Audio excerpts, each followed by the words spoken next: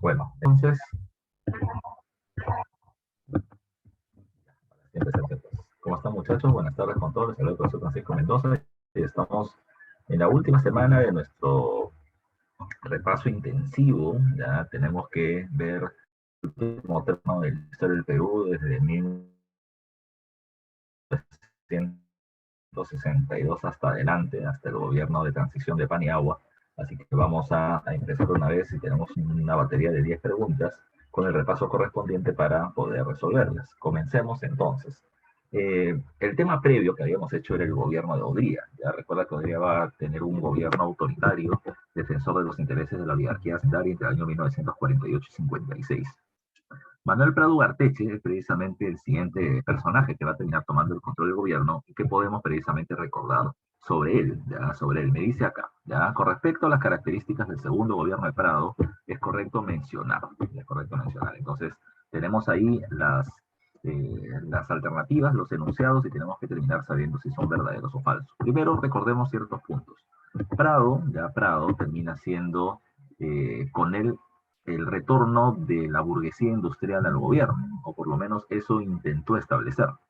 Para el año 1956, Odría, que había terminado teniendo un gobierno con un montón de obras públicas financiadas por la guerra de Corea, decide no terminar presionando al Congreso para establecer una ley de reelección, porque consideraba de que el dinero que él había terminado teniendo en gran cantidad de la guerra de Corea no iba a terminar siendo en la misma magnitud para el siguiente gobierno, o sea, no iba a tener mucha plata si decidía reelegirse.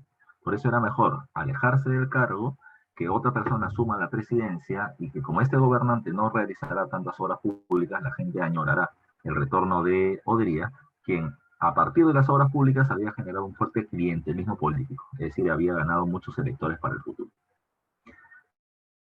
Repito, representa el ascenso nuevamente de la burguesía industrial del gobierno, pero para su mala suerte, después de la guerra de Corea, hay una fuerte recesión económica, es decir, países como Estados Unidos y países del occidente capitalista prefieren terminar no realizando grandes inversiones a nivel internacional ni terminar generando grandes préstamos. Además de eso, van a terminar reduciendo sus niveles de importación de materias primas. Y un país exportador de materias primas como el nuestro se va a terminar viendo duramente afectado. Prado, nuevamente establece medidas de carácter proteccionistas para proteger a la industria nacional, para restablecer el ISI, la industrialización por sustitución de importaciones. Pero, insisto, como las exportaciones se habían detenido y el comercio interno estaba debilitado, hola, Miri, ¿cómo estás? Entonces, como el gobierno estaba debilitado, desde el diario La Prensa, el director del diario La Prensa, llamado Pedro Beltrán Espantoso, ex ministro de Economía de Odría, le terminaba diciendo de que el modelo económico, como lo está llevando Prado, solamente va a terminar generando una crisis mayor. Repito, ante la recesión y la crisis económica, ya Beltrán terminaba criticando las medidas del gobierno. ¿Qué es lo que va a hacer Prado después de tanto estar molestando Pedro Beltrán? Lo convierte en ministro de Economía, y justo cuando él asciende al gobierno se produce el estallido de la Revolución Cubana. Recuerda que la Revolución Cubana es el evento internacional más importante de este periodo. ¿Por qué? Porque cuando Cuba terminó estableciendo un gobierno nacionalista y antiimperialista, recuerda que el gobierno cubano estatiza las empresas de los norteamericanos en su país. Y eso terminó generando como consecuencia que Estados Unidos decida frenar o debilitar el desarrollo de la Revolución Cubana. Primero preparando militarmente un grupo de cubanos en Estados Unidos para que intenten tumbarse el gobierno de Fidel a través del desembarco en Bahía de Cochinos, que fracasó. Segundo, ya presionando a los países de América Latina para que expulsen a Cuba de los Estados americanos. Tercero, ya promoviendo la Alianza para el Progreso, como una institución que busque realizar reformas, como la reforma agraria, industrial y otras más, para evitar la difusión de la lógica de la Revolución Cubana en el territorio de América Latina. Y finalmente, recuerda que Estados Unidos hace el bloqueo comercial con Cuba. País que tenga comercio con Cuba no tendrá comercio con los Estados Unidos, y eso lo terminó dejando aislado del mundo. Producto de ello, recuerda, producto de la Revolución Cubana, va a terminar generándose nuestro denominado boom del azúcar. Cuba, segundo mayor productor, segundo mayor comercializador de azúcar del mundo, ya no puede venderlo ni a Estados Unidos ni a América, ni al mundo occidental. Y ese vacío del mercado lo va a terminar copando países como Perú, Brasil o Colombia. Por otro lado, por otro lado, tomen en consideración también que así como está el boom del azúcar, está el boom del caucho. Disculpa, el boom de la harina de pescado. Se había producido una fuerte sequía en Europa, generando una industria, un perjuicio a la industria ganadera, y producto de ese perjuicio se comienza a buscar cómo alimentar al ganado, ya que no se podía obtener gran cantidad de harina de trigo. Así que la harina de pescado de anchoveta va a terminar siendo el gran eh, suplemento, el gran, ah, digamos, la pieza de recambio ante la escasez de trigo. Y donde había anchoveta en el mar del Perú, sobre todo en Chimbote. Así que se comienza a generar la industria de pescado con el ranchero Rossi a la cabeza. Ahí tenemos otro dato. Un dato que no me puedo olvidar. Recuerda que al segundo gobierno de Prado lo denominan como el periodo de la convivencia por la alianza electoral que tuvo con el APRA. Prado le plantea ahí en la torre, dame tus votos y yo eliminaré la ley de seguridad interior de Odría, ya que la había declarado ilegal a APRA, y segundo, te terminaré dando mi apoyo electoral para el año 62. ¿Ya? No te olvides tú. Otro punto que fue importante, en el gobierno de Prado, termina siendo, a ver, un dato más que me pueda acordar, la creación del Comando Conjunto de las Fuerzas Armadas. Pero más importante aún es que el día 1 de enero de 1962, un grupo de campesinos dirigidos por parte del líder sindical limeño Hugo Blanco terminan estableciendo la toma de las tierras de los gamonales en el Valle de la Convención, en el Cusco, exigiendo una reforma agraria. Y si bien esta protesta fue aplastada, terminó saltando a diferentes provincias, haciendo que el gobierno de Prado, ante las movilizaciones tremendas exigiendo la reforma agraria, plantee como medida el establecimiento del Instituto de la Reforma Agraria y Colonización. Prado terminó pidiéndole tiempo a la gente para que paralice las protestas y poder de esta manera evaluar la realidad del campo, los campesinos precisamente que requieren tierras y la cantidad de tierras que hay por repartir. Ante este reclamo lógico, este pedido lógico del gobierno, recuerda que las protestas se calman, pero si bien el Instituto de Reforma Agraria y Colonización funciona, no terminó teniendo muy buenos resultados que digamos, ¿no? Ni en corto ni en mediano plazo. Vamos a ver qué sucedió. Te voy a repetir, con todo lo que te he mencionado, ¿qué podemos dar como respuesta? Me dice la número 1. ¿Estableció una polémica alianza con el partido aprista? Sí. ¿Por qué se hizo polémica? Porque recuerda que muchos apristas van a terminar considerando de que hacer una alianza con Prado terminaba siendo absurdo.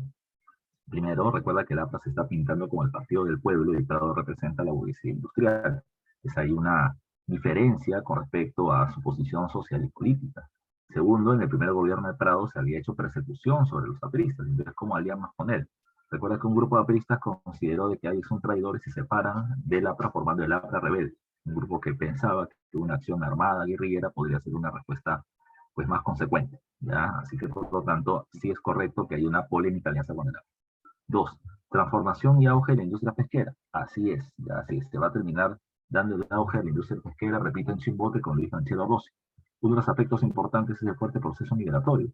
La gente ya no migra solo hacia Lima, la gente migra hacia Chimbote, es más, la gente migra de Lima a Chimbote porque ahí está el nuevo foco de desarrollo económico. La una y la dos son correctas. Surgen nuevos partidos reformistas de clase media. Mira, no nacen, surgen, eso sí es correcto. El APRA y la Acción Popular y la Democracia Cristiana nacen a finales del gobierno hacen su inscripción en el sistema electoral a finales del gobierno de Odría, pero recién van a terminar teniendo presencia política más fuerte, más visible, durante la época del gobierno de Prado. Recuerda que al final Acción Popular postula, ¿ya? En las elecciones que Prado convoca en el año 1962. Dice, ¿conflicto de limitación fronteriza con el Ecuador? No, eso se produce durante el primer gobierno de Prado, no durante el segundo. Dice, implantación del voto femenino para las elecciones presidenciales, tampoco, eso lo va a terminar implantando Odría.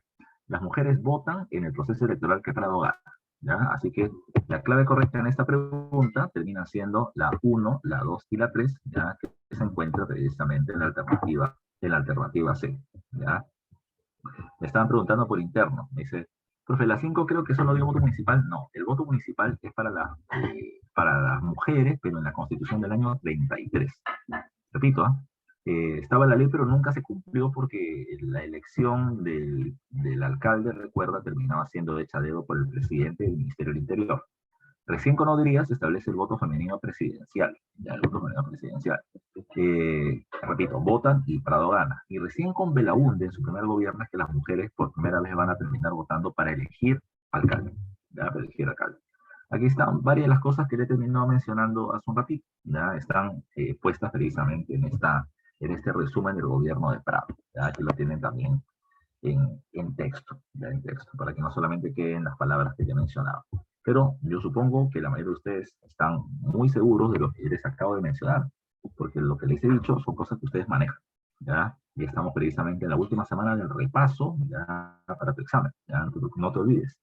Dice, pregunta número 22, ya, pregunta número 22.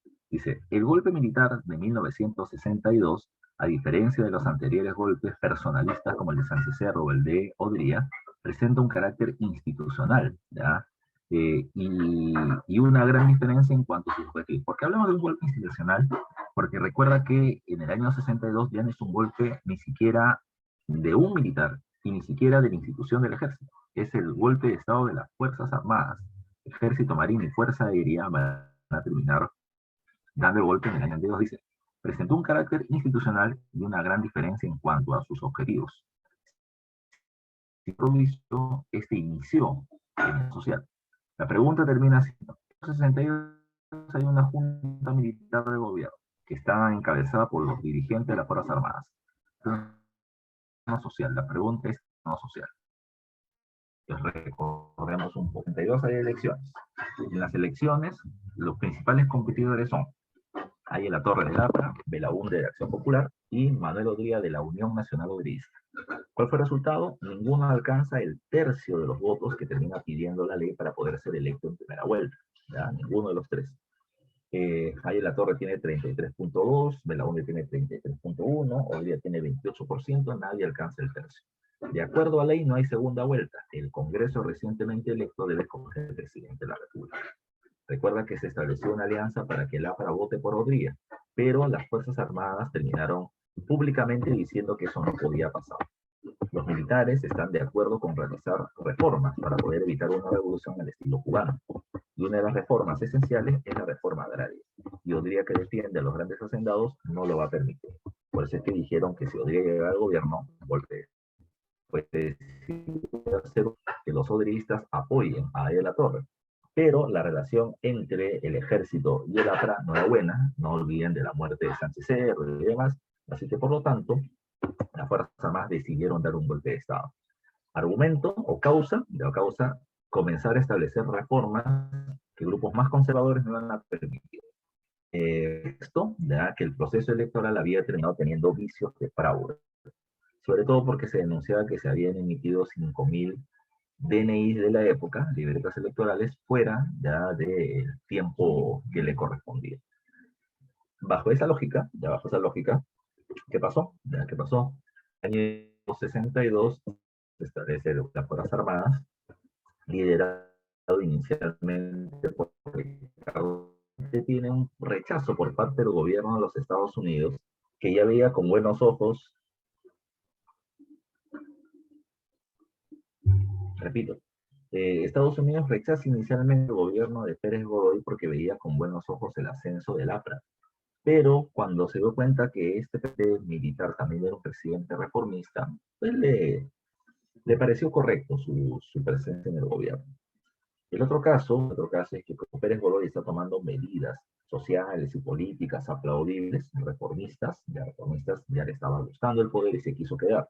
Así que grupos más conservadores, como el de la Marina, con Nicolás Linde, van a sacarlo del gobierno y convocar elecciones en el año 63. En este corto tiempo de gobierno de un año, ¿ya? ¿Qué pasó? Que las Fuerzas Armadas van a terminar estableciendo en el plano político electoral la cifra repartidora. ¿Qué significaba eso? El porcentaje de congresistas, de población electoral por departamento. Es decir, si la población que puede votar en el país termina siendo, vamos a poner un número, 10 millones, ¿ya? Y en la ciudad de Lima hay 2 millones de votantes, entonces a Lima le corresponde el 20% de los congresistas, ¿ya? Si de los 10 millones hay 10 ese partido, pregunta no social. Por otro lado, también recuerda, ya en el plano productivo, se va a terminar quedando el Ministerio de la Dirección de Planificación, Dirección de Planificación. De planificación terminando de largo aliento.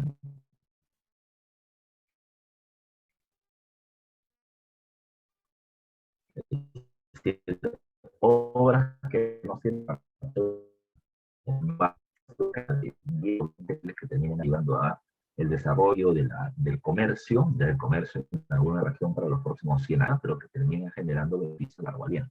Y la tercera terminaba siendo, y la más importante, la ley de bases de la reforma agraria. Y eso ténganlo muy en cuenta, muchachos, ténganlo muy en cuenta. En los últimos días me han estado llegando preguntas de diversos lados, ¿ya? Que me preguntan precisamente sobre el tema de la reforma agraria. Una pregunta es ¿ya? La pregunta es, con respecto a militar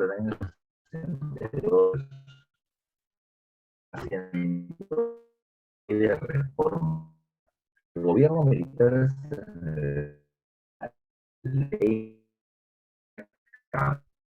durante toda la década del 60, el problema más, digamos así, el más recurrente, el problema más fuerte,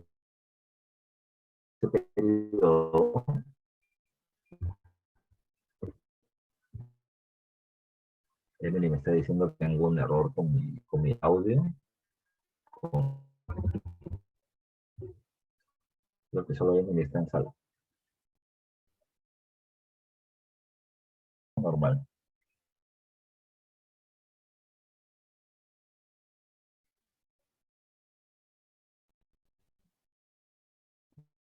Emily,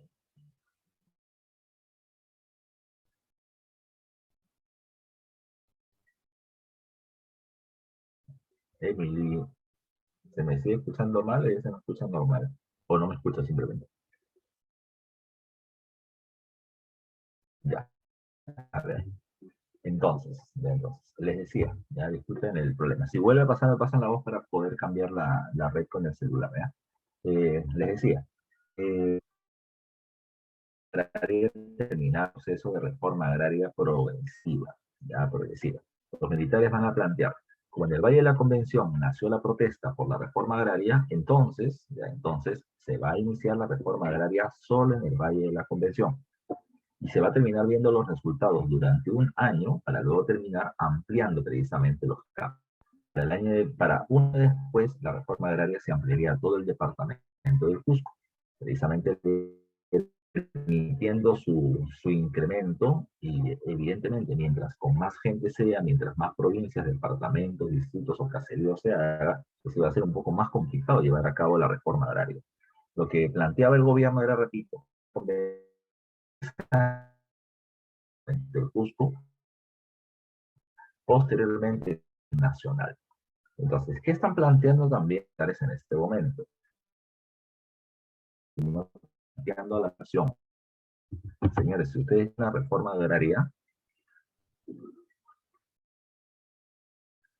si ustedes quieren una agraria, ya elijan que esté de acuerdo precisamente con la realización de la reforma. Evidentemente no podría.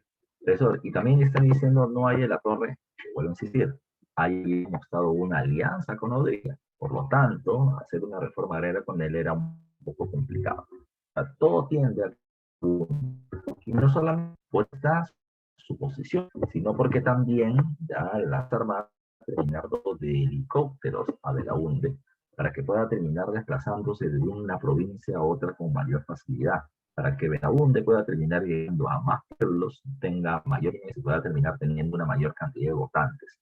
Facilidades que no le daban ni a Odría ni a ella. ¿Por qué? Porque los militares le llaman Belaúnde a un político, que es lo que no te olvides tú.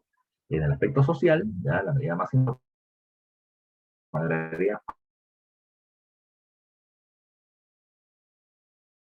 número dos, electoral. Ya se sabe. 3. La estatización de la refinería y la Brea y Pareña, eso no hasta Pasto. Y 4. La derrota de las guerrillas del MIR, eso se hace en el 65 con Belaúnde. Por lo tanto, la clave correcta termina siendo la clave de cita. ¿En dónde te me perdiste? Ah, la conexión. Ya, voy a cambiar mi celular ya. Espérame un segundo.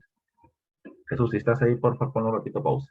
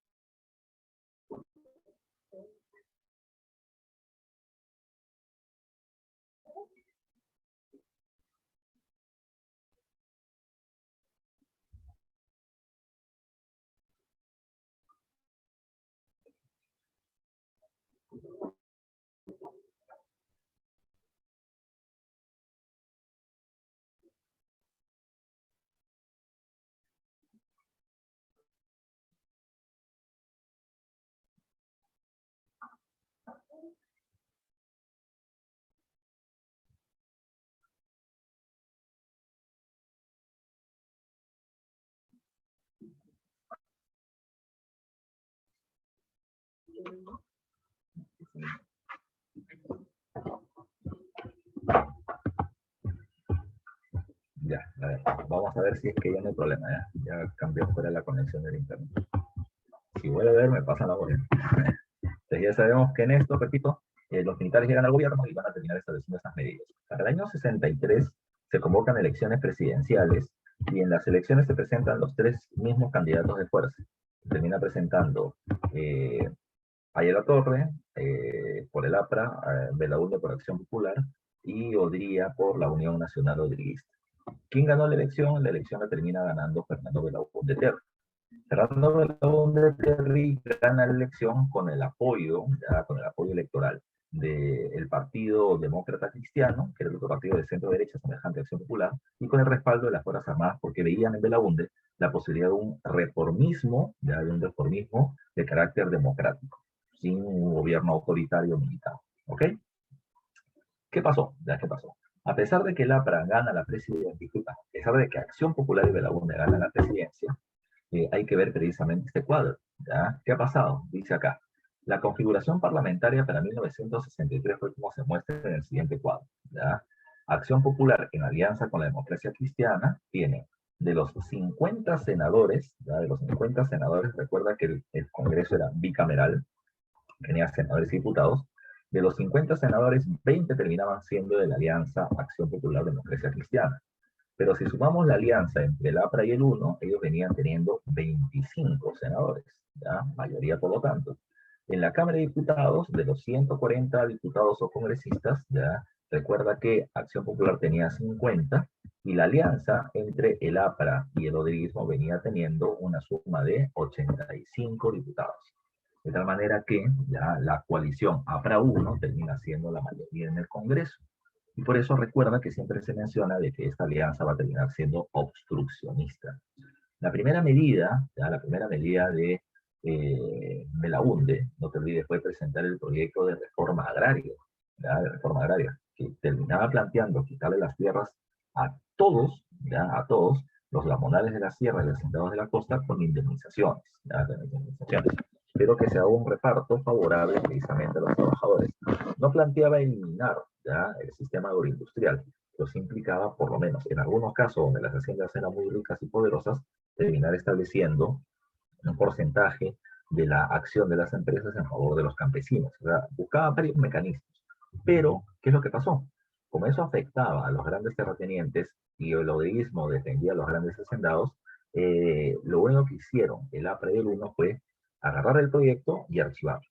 O sea, lo dejaron ahí a un costado, que se vaya empolvando, no se hizo nada.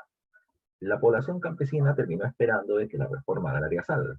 Durante todo el año 63, como no hubieron resultados, a mediados del año 64 nuevamente vuelve la carga a las protestas campesinas por reforma agraria, y Belaúnde, ya de Belaúnde salió públicamente a decir de que él ha presentado el proyecto, que él está en manos del Congreso, pero que el Congreso no lo quiere observar porque afecta intereses que están ligados a ellos. Así que la gente que protestaba contra Belaúnde ahora comienza a mirar mal al Congreso. El Congreso, ante la presión social, establece una ley de reforma agraria en el año 65. Y esta ley de reforma agraria le quitaba las tierras a los lamonales de la sierra, pagando fuertes indemnizaciones, pero no chocaba con los grandes hacendados costeños, con los pardos, con los prados, con los riquets, con los aspía, con ellos no chocaba. ¿Qué cosa fue lo que pasó entonces? Bueno, lo que pasó es que la gente estaba molesta con esta reforma agraria que le parecía una burla, y peor cuando aparecen las guerrillas del año 65. En la zona del Cusco, en la zona de Meseta Pelada, dos agrupaciones armadas, guerrilleras, preparadas militarmente en Cuba, como eran el Movimiento de Izquierda Revolucionario OMIR y el Ejército de Liberación Nacional o ELN de Héctor Beja, van a intentar establecer una revolución al estilo cubano. ¿Cuál terminó siendo el resultado? Bueno, el resultado no fue muy bueno, digamos. ¿Ya? Recuerda que hubieron tres factores que generaron su derrota. La primera es que en la zona del Cusco ya se había comenzado a hacer la reforma agraria como la ley de bases se establecía anteriormente. De tal manera que cuando ellos plantearon reforma agraria, ya en el Cusco la gente decía, no gracias, ya tengo, papá. Ya me dieron mis tierras, ya me dieron mis tierras. Entonces, lo que le decían a estos grupos es, pero peleen porque esto se establezca a nivel nacional. Que peleen los demás, yo ya tengo. ¿Por qué voy a arriesgar mi vida? Ya si ya tengo las tierras que me han terminado prometiendo. Punto uno.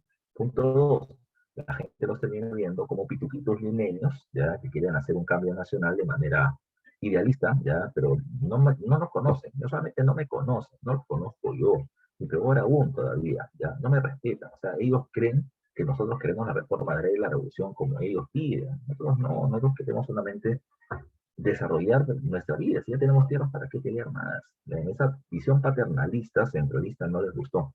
Y lo otro que las Fuerzas Armadas venían teniendo una mejor preparación militar y armas para poder derrotarlos si lo hicieron.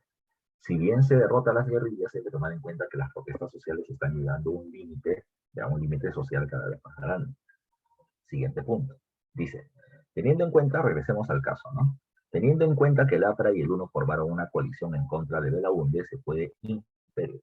Es una cuestión de interpretación de cuadros. ¿Ah? Esto lo vas a ver mucho cuando estés en la universidad ya a partir de este fin de semana o el próximo, ya lo vas a ver mucho precisamente en la universidad. Interpretación de pequeños cuadros de doble entrada, ya nada más. Dice, teniendo en cuenta ello, ya se puede inferir que uno, Acción Popular y su aliado, que era la democracia cristiana, podían hacer reformas sin ningún problema. No, sin ningún problema no, porque esas reformas tienen que pasar por el Congreso como la reforma agraria.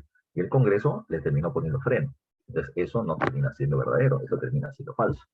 Si la primera es falsa, podemos eliminar la alternativa A. La 2 me dice, Fernando Belaúnde Terry no obtuvo mayoría parlamentaria en el Congreso. Y la verdad es que no la obtuvo. ¿Ya? La mayoría la va a tener la alianza entre el aprismo y el odeísmo. Entonces, no obtuvo mayoría parlamentaria, verdadera. La 2 es verdadera. Si la 2 es verdadera, ya tenemos claro. No puede ser la B ni puede ser la D. Entonces, ¿por qué no? ¿Ya? ¿Por qué no? Porque toma en cuenta ya que tú tienes la alternativa que contener, ya que contener a la alternativa 2 necesariamente. Y ni la A, ni la B, ni la C obtienen a la 2. Ahora, repito, cada vez que yo hago este tipo de afirmación, insisto en lo que digo todas las semanas, esto solo se puede hacer si tú tienes la certeza del conocimiento del curso. O sea, si tú estás completamente seguro, ¿ya? De que Belaúnde no obtuvo mayoría en el Parlamento, en el Congreso, entonces es verdadero. Acá no necesitas eso, acá solamente necesitas ver el cuadro, y con el cuadro interpretar. Si Acción Popular tiene 20 senadores, pero la Alianza Pro no tiene 25, entonces no tiene mayoría. Si él tiene 50 diputados, pero la Alianza Pro no tiene 85, no tiene mayoría. Si no tiene mayoría, entonces, por tanto, no pueden hacer las reformas que quieran sin problema. Tendrán que negociar y mucho, ¿ya? Pero recuerda que estos van a ser obstruccionistas, insisto. Podría ser obstruccionista porque defiende a los hacendados. Y el APRA quiere o no quiere reforma agraria. El APRA sí quiere reforma agraria, pero no que la haga de la UN. La reforma agraria tienen que hacer ellos. Si Acción Popular tiene éxito, ese es el pensamiento del APRA, si Acción Popular tiene éxito, entonces el APRA ya no sería el partido del pueblo, perdería influencia. Por eso es que tiene que fracasar de la UNDE para que el APRA llegue al gobierno y haga la reforma agraria como ellos quieren, ¿ya? Para que ellos tengan el éxito de esta medida. Entonces, mira, la 3 y la 4 tienen que ser falsas. Dice, el Partido Demócrata Cristiano obtuvo solamente 70 legisladores. Falso. El apoyo de la democracia cristiana, Acción Popular, en conjunto van a tener 70 legisladores. Pero el Partido Demócrata Cristiana, él solo, no. ¿Ya? Ese es falso. Dice, 4. Al ser mayoría la coalición, las reformas de Fernando Belaúnde fracasaron. ¿Ya? Fracasaron. Eh, Ahora, la coalición se está refiriendo precisamente a el APRA y el UNO, ¿no? Entonces, ¿la reforma de Fernando Belaúnde fracasaron? Sí, yo podría decir que sí. A ver, vamos a ver otra más. La 5 me dice, el Congreso para los años 60 se caracterizó por ser unicameral. Ese es falso. Uy, entonces yo me estoy equivocando acá. Acá debería ser 2 y 4, ¿no? Acá debe ser 2 y 4. ¿Ya? Para que haya una buena respuesta tiene que ser 2 y 4. ¿Ya? Pero aún así, la 2 era la verdadera y la 4 también. Entonces ahí he cometido yo un error en el momento de falta. Me faltó un palito. ¿Ya? La clave es la C, haciendo precisamente esa pequeña precisión. Repito, sí va a haber un fracaso tremendo, ¿no? Como la reforma agraria, que era el caso más esperado por parte de la población y que no resultó. Ahora, recuerda que el otro lado importante, ¿ya? El otro lado importante del gobierno de la UNDE va a ser, por ejemplo, uno, la construcción de la carretera marginal de la selva. Dos, el sistema de cooperación popular para obtener la mano de obra del pueblo en las obras como escuelas o puestos policiales o postas médicas que la población terminaba pidiendo. Pero el otro hecho emblemático, no se olviden, es la famosa pérdida de la página 11 del Acta de Talara. Recuerda que el APRA termina pidiendo la estatización, ¿ya? De la IPC, ¿ya? Para que el gobierno pueda manejar el precio de los combustibles en favor del pueblo ante el incremento del precio del combustible producto de la crisis petrolera de 1963. Recuerda que ante ello, el gobierno, el Congreso terminó negociando con la IPC su salida, ¿no? La estatización y que este sea controlada por parte de la empresa petrolera fiscal. Pero el gobierno de la UNDE terminó creyendo por conveniente firmar un acuerdo diferente, el Acta de Talara. El Acta de Talara, ¿qué planteaba? Que planteaba que el petróleo de la zona de Talara ya iba a ser vendido monopólicamente a la IPC.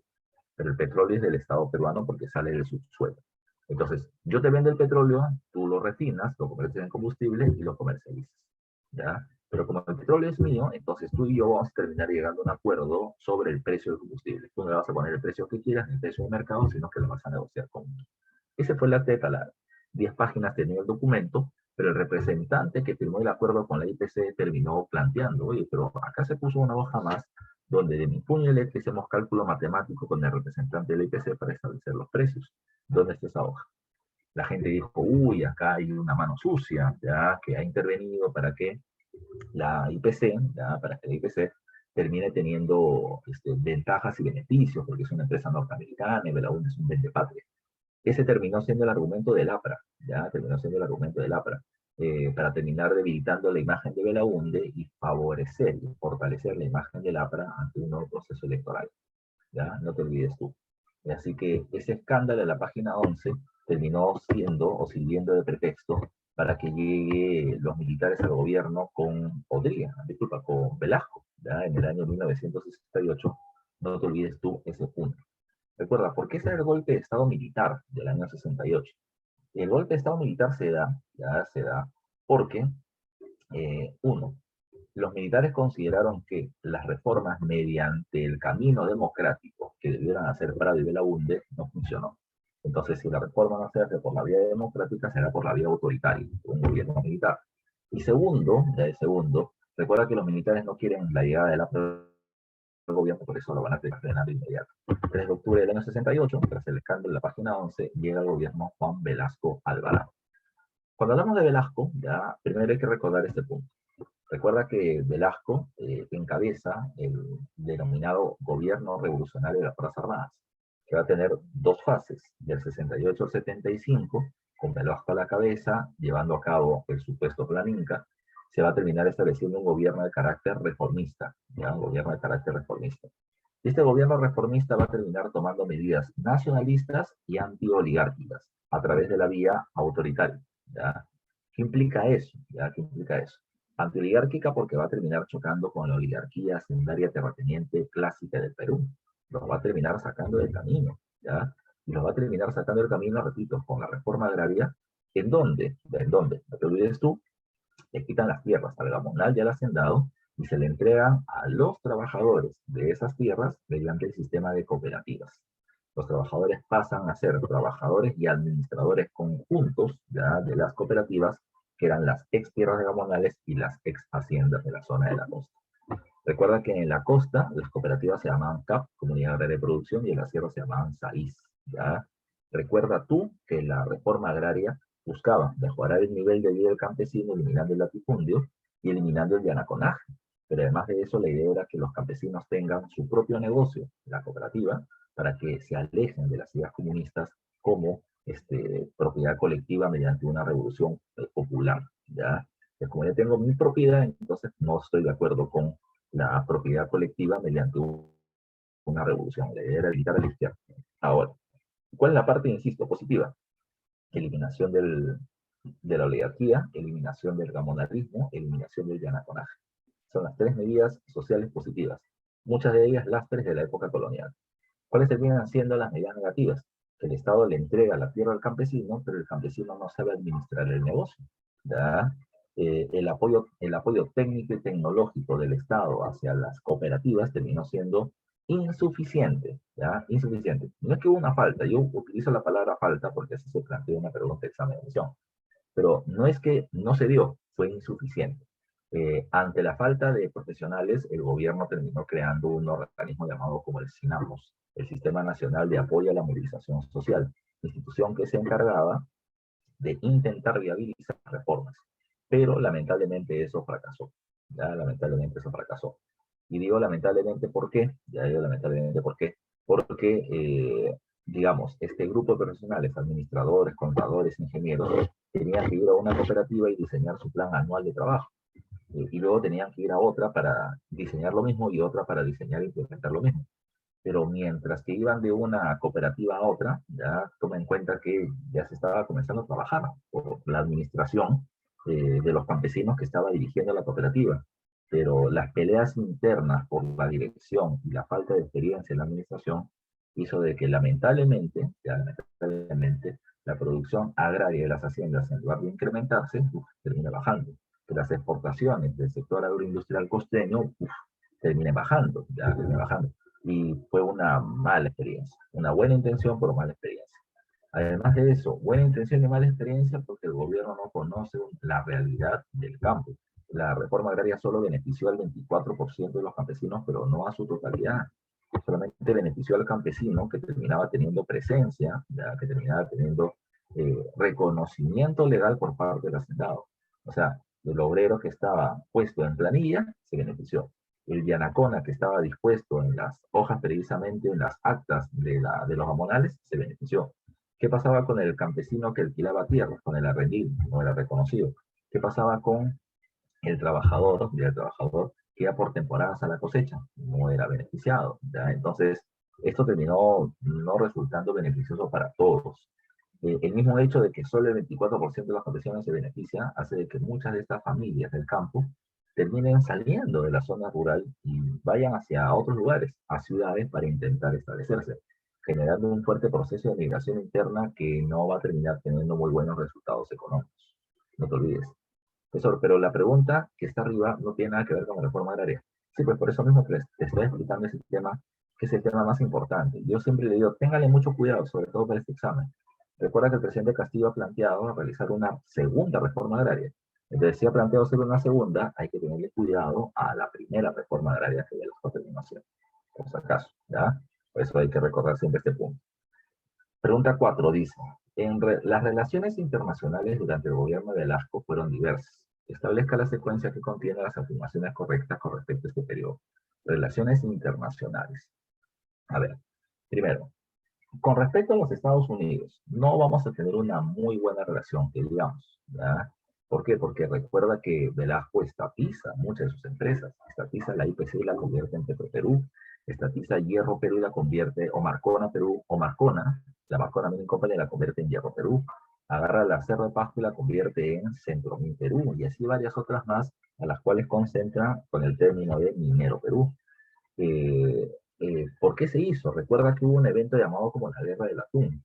Después de la soberanía de las 200 millas marítimas que impuso el gobierno de Bustamante, Estados Unidos amenazó a los países de América Latina. O me dejan entrar con mis embarcaciones pesqueras en sus territorios, o dejo de tener comercio con ustedes. Rompo relaciones comerciales. Así que los países de América Latina aceptaron la condición de los Estados Unidos, y siempre hay un pero, que fue lo que terminó sucediendo. Lo que terminó sucediendo, es que ahora en el gobierno de Velasco, cuando se encontraron dos embarcaciones pesqueras extractoras de atún, se les terminó votando, ¿ya? Se les terminó votando. Se terminó agarrando a la tripulación y luego se les liberó, pero los barcos terminaron siendo confiscados por parte del Estado. Estados Unidos no rompió relaciones comerciales con nosotros y nosotros estatizamos un montón de empresas norteamericanas. No la totalidad, se les exigió que terminen alineándose a las propuestas económicas y sociales del gobierno. Lo hicieron la mayoría, no lo hicieron la mayoría, el que sí terminó cumpliendo fue la Southern Peru Cooper Corporation, que para Velasco era la empresa modelo extranjera, una empresa que se beneficiaba de nuestros recursos, pero que cumplía precisamente las leyes del gobierno. ¿Qué pasó? Repito, a partir de esa estatización, la relación entre el gobierno norteamericano y el peruano va a ser muy tensa. Van a haber rupturas comerciales, pero aún así habían épocas de tranquilidad donde Estados Unidos era el principal comprador de nuestros minerales. Y esta venta de minerales de Estados Unidos mostraba, número uno, que la reforma industrial que Velasco estaba haciendo, en la que planteaba desarrollar una economía autónoma del capitalismo extranjero, no estaba funcionando, porque dependíamos mucho de la compra de los Estados Unidos. Y se fue muy evidente cuando en 1973 se produce la crisis de los energéticos, en donde Arabia deja de vender petróleo por los próximos 5 años, y Estados Unidos prioriza la compra de petróleo de Venezuela y la Unión Soviética y deja de comprar tantos minerales como antes.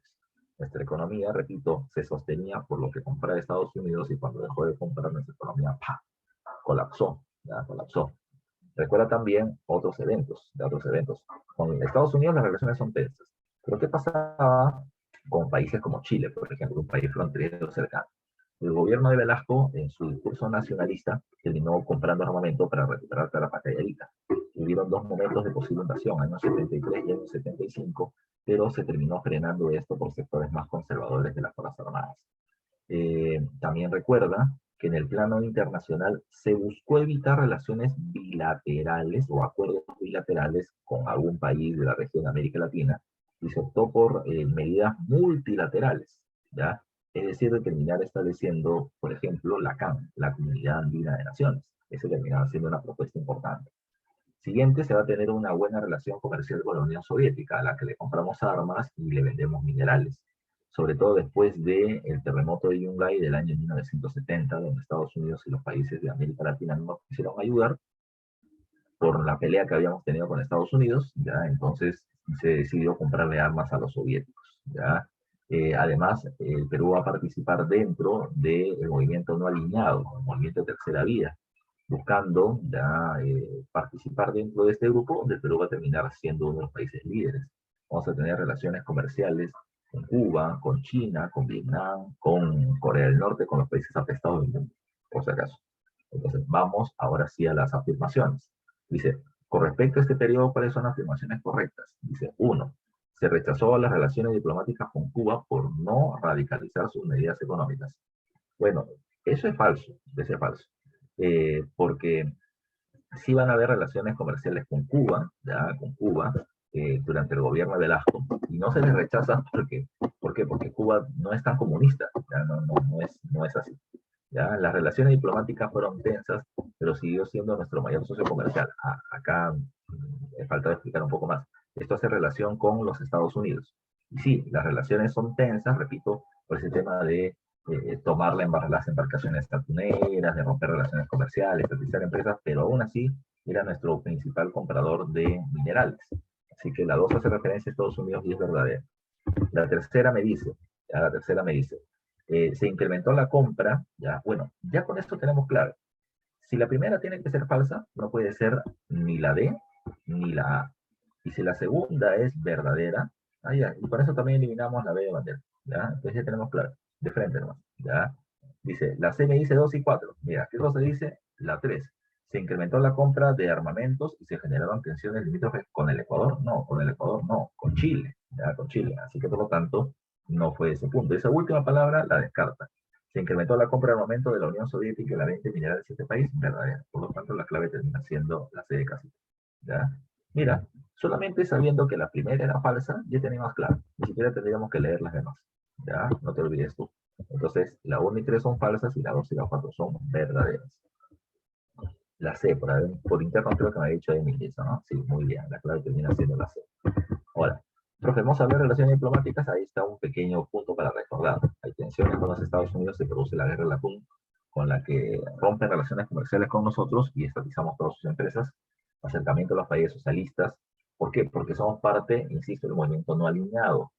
Velasco no tiene un gobierno socialista. Hubo una pregunta que ese tiempo apareció en la PRE, que planteaba de que había una discusión estéril ya durante todo este periodo, del gobierno de Velasco. ¿Cuál era la posición ideológica del gobierno de Velasco? Algunos decían que Velasco era ideológicamente nacionalista, o era nacerista con el presidente Nasser de Egipto por las estatizaciones del Canal de Suez, o que este terminaba siendo socialista. ¿Por qué? Porque sus medidas terminaron siendo muy apreciadas por parte de los partidos de izquierda en el Perú, que consideraban que Velasco estaba haciendo muchas reformas que eran básicas para el desarrollo del país, pero que no eran suficientes, que era una suerte de primer piso de un edificio que se tiene que seguir construyendo, pero lo respaldaban. Velasco mismo decía, yo no soy socialista para nada, por si acaso, ni socialista ni comunista, pero tampoco, otros le decían que era corporativista, que intentaba manipular el movimiento obrero y por lo tanto era anticomunista y fascista, ¿no? De todo le decían a Velasco. Pero Velasco era un tipo en realidad que, insisto con esta frase, tiene buenas intenciones, pero no los mejores resultados, ¿ya? Porque una cosa es intención y otra cosa es saber qué hacer, y Velasco no estaba muy seguro, ni él y su gente, de lo que estaban haciendo en el gobierno. Así que no te olvides tú de esos puntos. Estamos viendo los puntos principales. Pregunta número 5 dice, ante el agobiante costo de vida ya en crecimiento y el debilitamiento del respaldo social del gobierno militar, se multiplicaron las movilizaciones sociales en 1977. Profe, ¿qué cosa es el costo de vida? El costo de vida termina siendo el dinero que yo debo tener para poder mantenerme con vida, ¿ya? ¿Ya? Entonces, por ejemplo, eh, ¿cuál es mi costo de vida? ¿Ya? Vamos a poner así, ya voy a poner como ejemplo. Yo para poder vivir como estoy viviendo ahora, ya necesito tener dinero para poder pagar servicios, agua, luz, internet, ¿ya? Agua, luz, internet, gas, ya, ¿qué más? Ya para terminar pagando, bueno, los celulares, ya los celulares, se tiene que terminar pagando el Netflix, ya, por ejemplo. ¿Qué más implica mi costo de vida? El tipo de alimentación que terminamos teniendo, ¿ya? Mi alimentación implica, bueno, es un poco variada, ¿no? Porque hay un poco de plata. Entonces yo puedo terminar comprando menestras y verduras y frutas, y carne, y pollo, y atún, y azúcar, y arroz, y fideos, y de vez en cuando nos podemos ir a comer un pollo al abrazo, una pizza, etcétera, ¿ya? Y además de eso tenemos que pagar algunas inversiones, tenemos que pagar tarjetas de crédito, etcétera. Entonces ahí está mi costo de vida por el estilo de vida que tengo. Pero el coste de vida va a terminar variando. ¿Por qué? Va a terminar variando por procesos como la inflación. Supongamos que yo termino teniendo una deuda de $1.000 mensuales que pagar. Hasta hace 6 meses esos $1.000 implicaban 3.500 soles y ahora son 4.000 soles. Entonces el coste de vida crece. Los alimentos, el pollo ha subido, la harina de trigo ha subido, los fideos han terminado subiendo, el pan ha terminado subiendo. Si quieres comerte un tamalito el fin de semana también ha subido porque es harina de trigo. Entonces, todo esto crece, ya crecen los precios y por lo tanto crece el costo de vida. ¿Ya? Crece el costo de vida, a eso se refiere. Pero ¿por qué? ¿Ya? ¿Por qué van creciendo estos? Porque durante el gobierno de Velasco se hicieron una gran cantidad de subsidios. Se intentó controlar el precio de los productos de primera necesidad para poder evitar que la gente termina protestando. Eso implicaba una serie de dinero que salían del bolsillo del Estado para intentar mantenerlo. Ahora, producto de la crisis internacional petrolera del año 73 en adelante, mantener eso era muy difícil. Por eso es que los gobiernos, como el de Velasco y en su recta final del gobierno Morales Bermúdez, ¿qué van a hacer? Paquetazos. Van a decidir intervenir menos con subsidios y ante esa menor intervención del Estado, los precios comienzan a subir de manera violenta. Dice, el gobierno tomó como estrategia tres acciones. Para eso quieren tomar en cuenta lo siguiente. El 19 de julio de 1977 se produjo el Gran Paro Nacional. Y así se le llama, el Gran Paro Nacional. Convocado por la CP de los Obreros, el SUTEP de los Profesores y el APRA, ¿ya? Es decir, cuando los grupos sindicales y políticos, ¿ya? Antes aliados del gobierno, del gobierno militar, ahora se ponen en su contra, y los partidos políticos comienzan a resultar políticamente y comienzan a convocar gente contra el gobierno de Francisco Morales Bermúdez, se hizo un llamado a un paro general nacional en Lima, en Cusco, en Arequipa, en Ayacucho, en Huancavelica, en todas partes. Este paro va a ser tan violento que sale la policía y los militares a controlarlos y la gente se agarra a golpes con policías y militares matando a varios de ellos y los militares actuando violentamente matando un montón de gente también.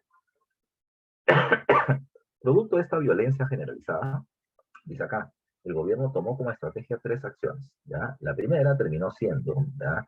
el incremento controlado y gradual de los productos de primera necesidad. Es decir, ya no se iban a hacer paquetazos, sino mini paquetazos o paquetitos. ¿Qué es eso en castellano? Que el precio de los productos no iba a subir abruptamente. Si un carro de leche tenía que pasar a costar de 3 soles 20 a 6 soles, un cambio de casi de 100%, si tú le aplicabas el cambio de un solo golpe, la gente protestaba. Entonces, ¿qué se hizo? Progresivamente. Hoy para 3.20, mañana 3.50. Pasado mañana 3.60. De acá a 3 días más 3.80. Y así te van subiendo el precio poquito a poco hasta que llegue a los 6 soles, pero no de un solo golpe para que la gente no siente el impacto tan duro. Segundo, un mayor control de los medios de prensa. En la época de Velasco, sobre todo en la recta final, en 1974 se establece la nueva ley de prensa, con la cual los diarios, como decía el gobierno de Velasco, que eran dirigidos por parte de la oligarquía, ¿ya? Por parte de la élite que se está viendo afectada con las reformas del gobierno, para que no reclamen contra él, ahora se le terminaba dando a las organizaciones sindicales. En castellano, se le daba a grupos aliados al gobierno de Velasco para que no critiquen al gobierno militar. Cuando llega Morales Bermúdez al gobierno se termina planteando, hay una discusión ya dentro de las Fuerzas Armadas sobre si se devuelve o no los medios de prensa a sus antiguos dueños. Y la respuesta fue no, porque hay que evitar de que se haga algún tipo de crítica frente a nosotros. Lo que sí terminó haciendo Morales Bermúdez es que permitió que hayan revistas ¿ya? Que circulen solo a nivel local. O sea, las revistas de Lima solo en Lima y las de Arequipa solo en Arequipa. Revistas con un tiraje no mayor a 10.000 impresiones y que puedan terminar circulando solo a nivel local. Estas van a terminar siendo muchas de ellas muy críticas al gobierno. Pero, para evitar la huelga como en el 77, se terminó planteando que estas revistas, cuando el gobierno iba a tomar una medida económica de impacto que pueda terminar generando malestares y convocatorias a protestas, estas revistas no puedan circular, para que no asusten a la gente a una protesta o levantamiento. Y lo tercero, terminaba siendo la convocatoria a la Asamblea Constituyente. La Asamblea Constituyente es un congreso que tiene como tarea hacer la Constitución.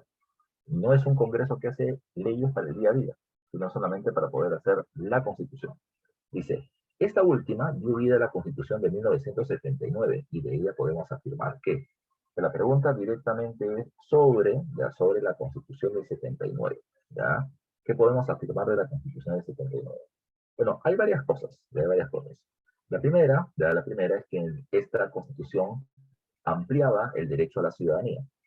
El ciudadano, que es el que puede terminar con sus votos eligiendo autoridades, iba a ser ahora las personas mayores de 18, ya no de 21, sino de 18. Se ampliaba a los ciudadanos. También iban a votar los analfabetos, una forma de igualdad o justicia social. La tercera terminaba siendo que, a ver, ¿cómo lo mencionamos? Que que las empresas que habían sido estatizadas por parte del gobierno militar no podían ser privatizadas y que las Fuerzas Armadas iban a tener 5 asientos en el gabinete de ministros. Ministro del Interior, Ministro de Defensa, del Interior es el de la Policía, de Defensa es el de la Seguridad fronteriza, el Ministerio de Guerra, el Ministerio del Ejército, el Ministerio del Mar, de la Marina, y el Ministerio del Aire o de la Fuerza Aérea. ¿Ya? Con eso va a tener un peso muy grande. Y un acuerdo bajo la mesa es que no se va a juzgar a ningún militar, ¿ya?, de algún tipo de delito que pudiera haber en su contra. Entonces, la pregunta es, ¿qué podemos afirmar de la Constitución del 79? Dice, podemos afirmar que A, estableció el modelo económico neoliberal con el cual se permitió la privatización de empresas públicas. Eso recién lo va a hacer la Constitución de 1993, la de Fujimori, ¿ya? B, amplió la base ciudadana con el otorgamiento del derecho a analfabetos y mayores de 18 años. Entonces, esta es la del 93 y esta es la del 79 que estamos viendo. Esa debería ser la clave. Permitió el derecho de elección presidencial a las mujeres, resistido por todos los gobiernos previos. Esto lo hace Odría en el año 1956. Dice, ante los malos resultados económicos de la reforma agraria, se dejó sin efecto y devolvió las tierras afectadas. Esto no, ¿ya? La reforma agraria no se echó para atrás. En el gobierno Fujimori lo que va a terminar haciendo es lo siguiente. En el gobierno Fujimori se planteó una ley previa, decía que los dueños de tierras podían ser dueños de hasta 500 hectáreas. Pero Fujimori rompe ya ese número y dice que pueden ser de hasta 5.000. Entonces van a terminar apareciendo grandes hacendados. Y luego, más adelante, se va a decir de que ya no hay límite. O sea, nuevamente se está favoreciendo a la conformación de grandes oligarquías terratenientes. En la 5, la clave termina siendo la B de besito por lo tanto. Muy bien, Emily. ¿Ya? Vámonos, ahí tenemos un pequeño resumen de la Constitución del año 79 del gobierno de Morales Bermúdez. Bermúdez convoca elecciones presidenciales en el año 80 y en estas elecciones hay dos hechos especiales. El primer hecho especial es que en pleno proceso electoral se termina iniciando, entonces,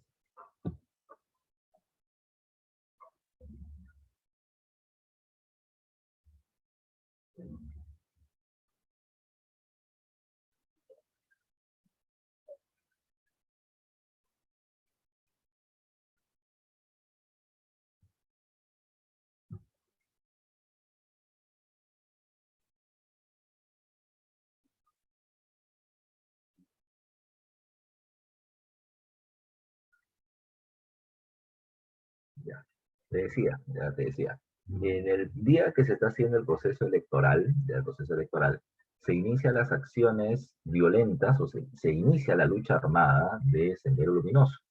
Eh, su primera acción termina siendo la quema de material electoral en la localidad ayacuchana de Chuschi, ¿ya?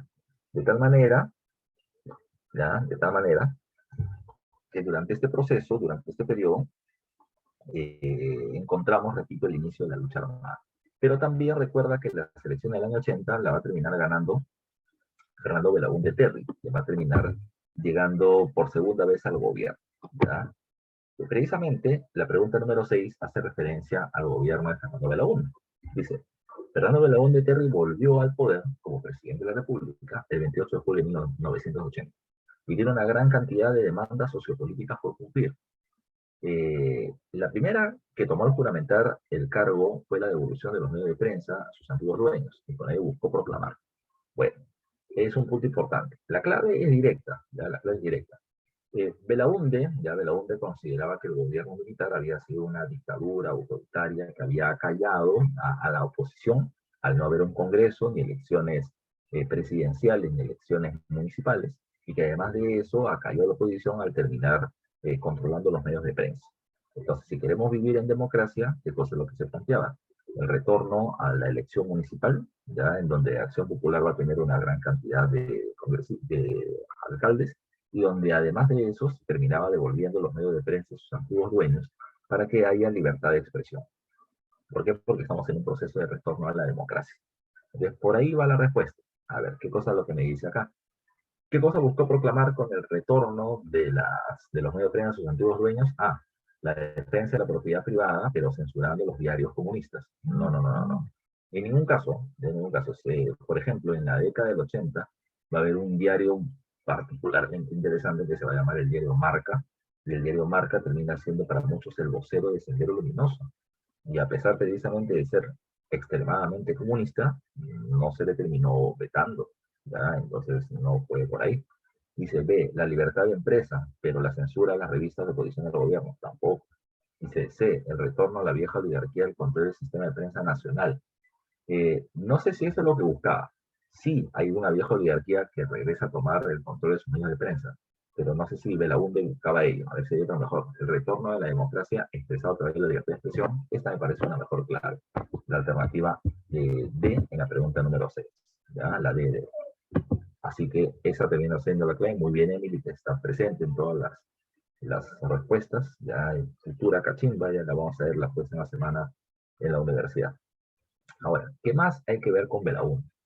Porque en la pregunta dice, mira, Belaúnde vuelve al poder y tenía una gran cantidad de demandas sociopolíticas por cumplir. A pesar de eso, la primera que estableció fue la entrega de los medios de prensa. ¿Cuáles eran las demandas sociopolíticas? Ya, bueno, el Perú había cambiado tremendamente con el gobierno militar, sobre todo con Velasco, por la reforma agraria. Como te decía, gente que no se beneficia con la reforma agraria tiene un fuerte proceso de migración interna. Va a terminar migrando del campo a la ciudad. Lima está sobrepoblada, ¿ya? Con una inmensa cantidad de población, bastante, pero bastante pobre, con niños muy desnutridos. Y esto es algo que Belaúnde no observó. ¿Ya? Belaúnde no observó. Para Belaúnde, la democracia y la libertad de prensa eran los prioritarios, pero estos niveles de pobreza eran alarmantes y no se hizo mucho. Además, cuando se convoca elecciones municipales, en Lima, por ejemplo, van a terminar eligiendo como alcalde a Eduardo Orrego, un arquitecto como el presidente de la UNDE, quien termina estableciendo una política muy interesante de terminar construyendo pistas y carreteras en la ciudad de Lima, ¿ya? Planteando de que el parque automotor ya, y terminar creciendo y que por lo tanto se necesitarían más pistas para su tránsito. Bacán, es una propuesta acertada, eso pasó en el paso de las siguientes décadas, pero el mayor problema de Lima no era ese, el mayor problema de Lima era la cantidad de pobres, la cantidad de trabajos informales que existían, los cachueleos, ¿ya? La delincuencia que iba creciendo, la, la, la venta ambulatoria de productos. Era todo un caos que el gobierno no entendió. ¿Ya? Que el gobierno no entendió. Por eso se dice que Belaúnde está muy desconectado de la realidad de ese momento. ¿Ya? Precisamente por eso en el año 83 llega al ser alcalde de Lima el líder de la Izquierda Unida, de la unión de los partidos de izquierda, que era bien raro que suceda, pero se hizo con Alfonso Barrantes Lindán, y al ver este problema social lo que hizo él fue el programa de vaso de leche, o sea, otorgar por parte del gobierno municipal por lo menos un vasito de leche al día a los niños menores de 5 años para terminar menguando el tema de la desnutrición infantil. Fue una medida social importante, no suficiente, pero lo que se entendía es que Lima, repito, o sea, el Perú era un país pobre y Lima, la expresión de esa pobreza era la desnutrición de los niños y esa desnutrición de los niños no le va a terminar permitiendo desarrollar sus capacidades cognitivas y eso va a terminar siendo un problema. Siguiente caso, ya, siguiente caso. Cuando hablamos de Belaúnde, ya, cuando hablamos de Belaúnde, ¿qué más hay que considerar con él? El gobierno de Belaúnde ofrece 1 millón de puestos de trabajo a la, pero para eso se va a terminar requiriendo, se va a terminar estableciendo una tremenda política de obras públicas. ¿Ya? O sea, se va a terminar haciendo muchas construcciones, ya muchas construcciones de edificios, de la culminación de la carretera marginal de la selva y varias cosas más. No llega a cumplir el 1 millón de puestos de trabajo, pero para hacerlo necesita dinero que no hay. Así que por eso tanto el Perú como otros países seguían pidiendo dinero al Fondo Monetario Internacional. Dice que el gobierno de la UNDE tiene una política, ya una política económica liberal, pero de carácter ortodoxa. ¿Qué significa el liberalismo ortodoxo? Ya que está precisamente en esta propuesta. Implica de que ellos van a seguir al pie de la letra lo que el Fondo Monetario les termina pidiendo. ¿Qué cosa implica eso? Ya número uno, no control de precios, o sea, es decir, no subsidios, no control del precio de la moneda nacional frente al dólar, permitir la inversión privada, ya sea nacional o extranjera, y pagar permanentemente el 10% del PBI en favor del Estado. Eso es precisamente lo que vamos a encontrar ahí. Ahora, recuerda, Belaúnde es muy pegadito a la ley, pero hay un problema. El gobierno de Ronald Reagan en los Estados Unidos va a terminar reduciendo las inversiones y los préstamos y la compra de recursos de América Latina, porque está más preocupado en una nueva guerra fría que se viene teniendo con la Unión Soviética. Por lo tanto, el gobierno no va a tener mucha plata porque el Fondo Monetario ya no está prestando tanto y se termina generando la llamada crisis de la deuda latinoamericana. Como los países de América Latina no tenían mucho dinero y no podían pagar el 10% del PBI al Fondo Monetario, el Fondo Monetario nos cerró el caño. no nos prestó dinero. Y un país que dependía tanto de los préstamos externos se fregó, ¿ya? Desde el punto de vista político, recuerda tú que a diferencia de su primer gobierno, ¿ya? A diferencia A diferencia de su primer gobierno, Belaúnde va a terminar teniendo una mayoría en el Congreso gracias a su alianza con el PPC.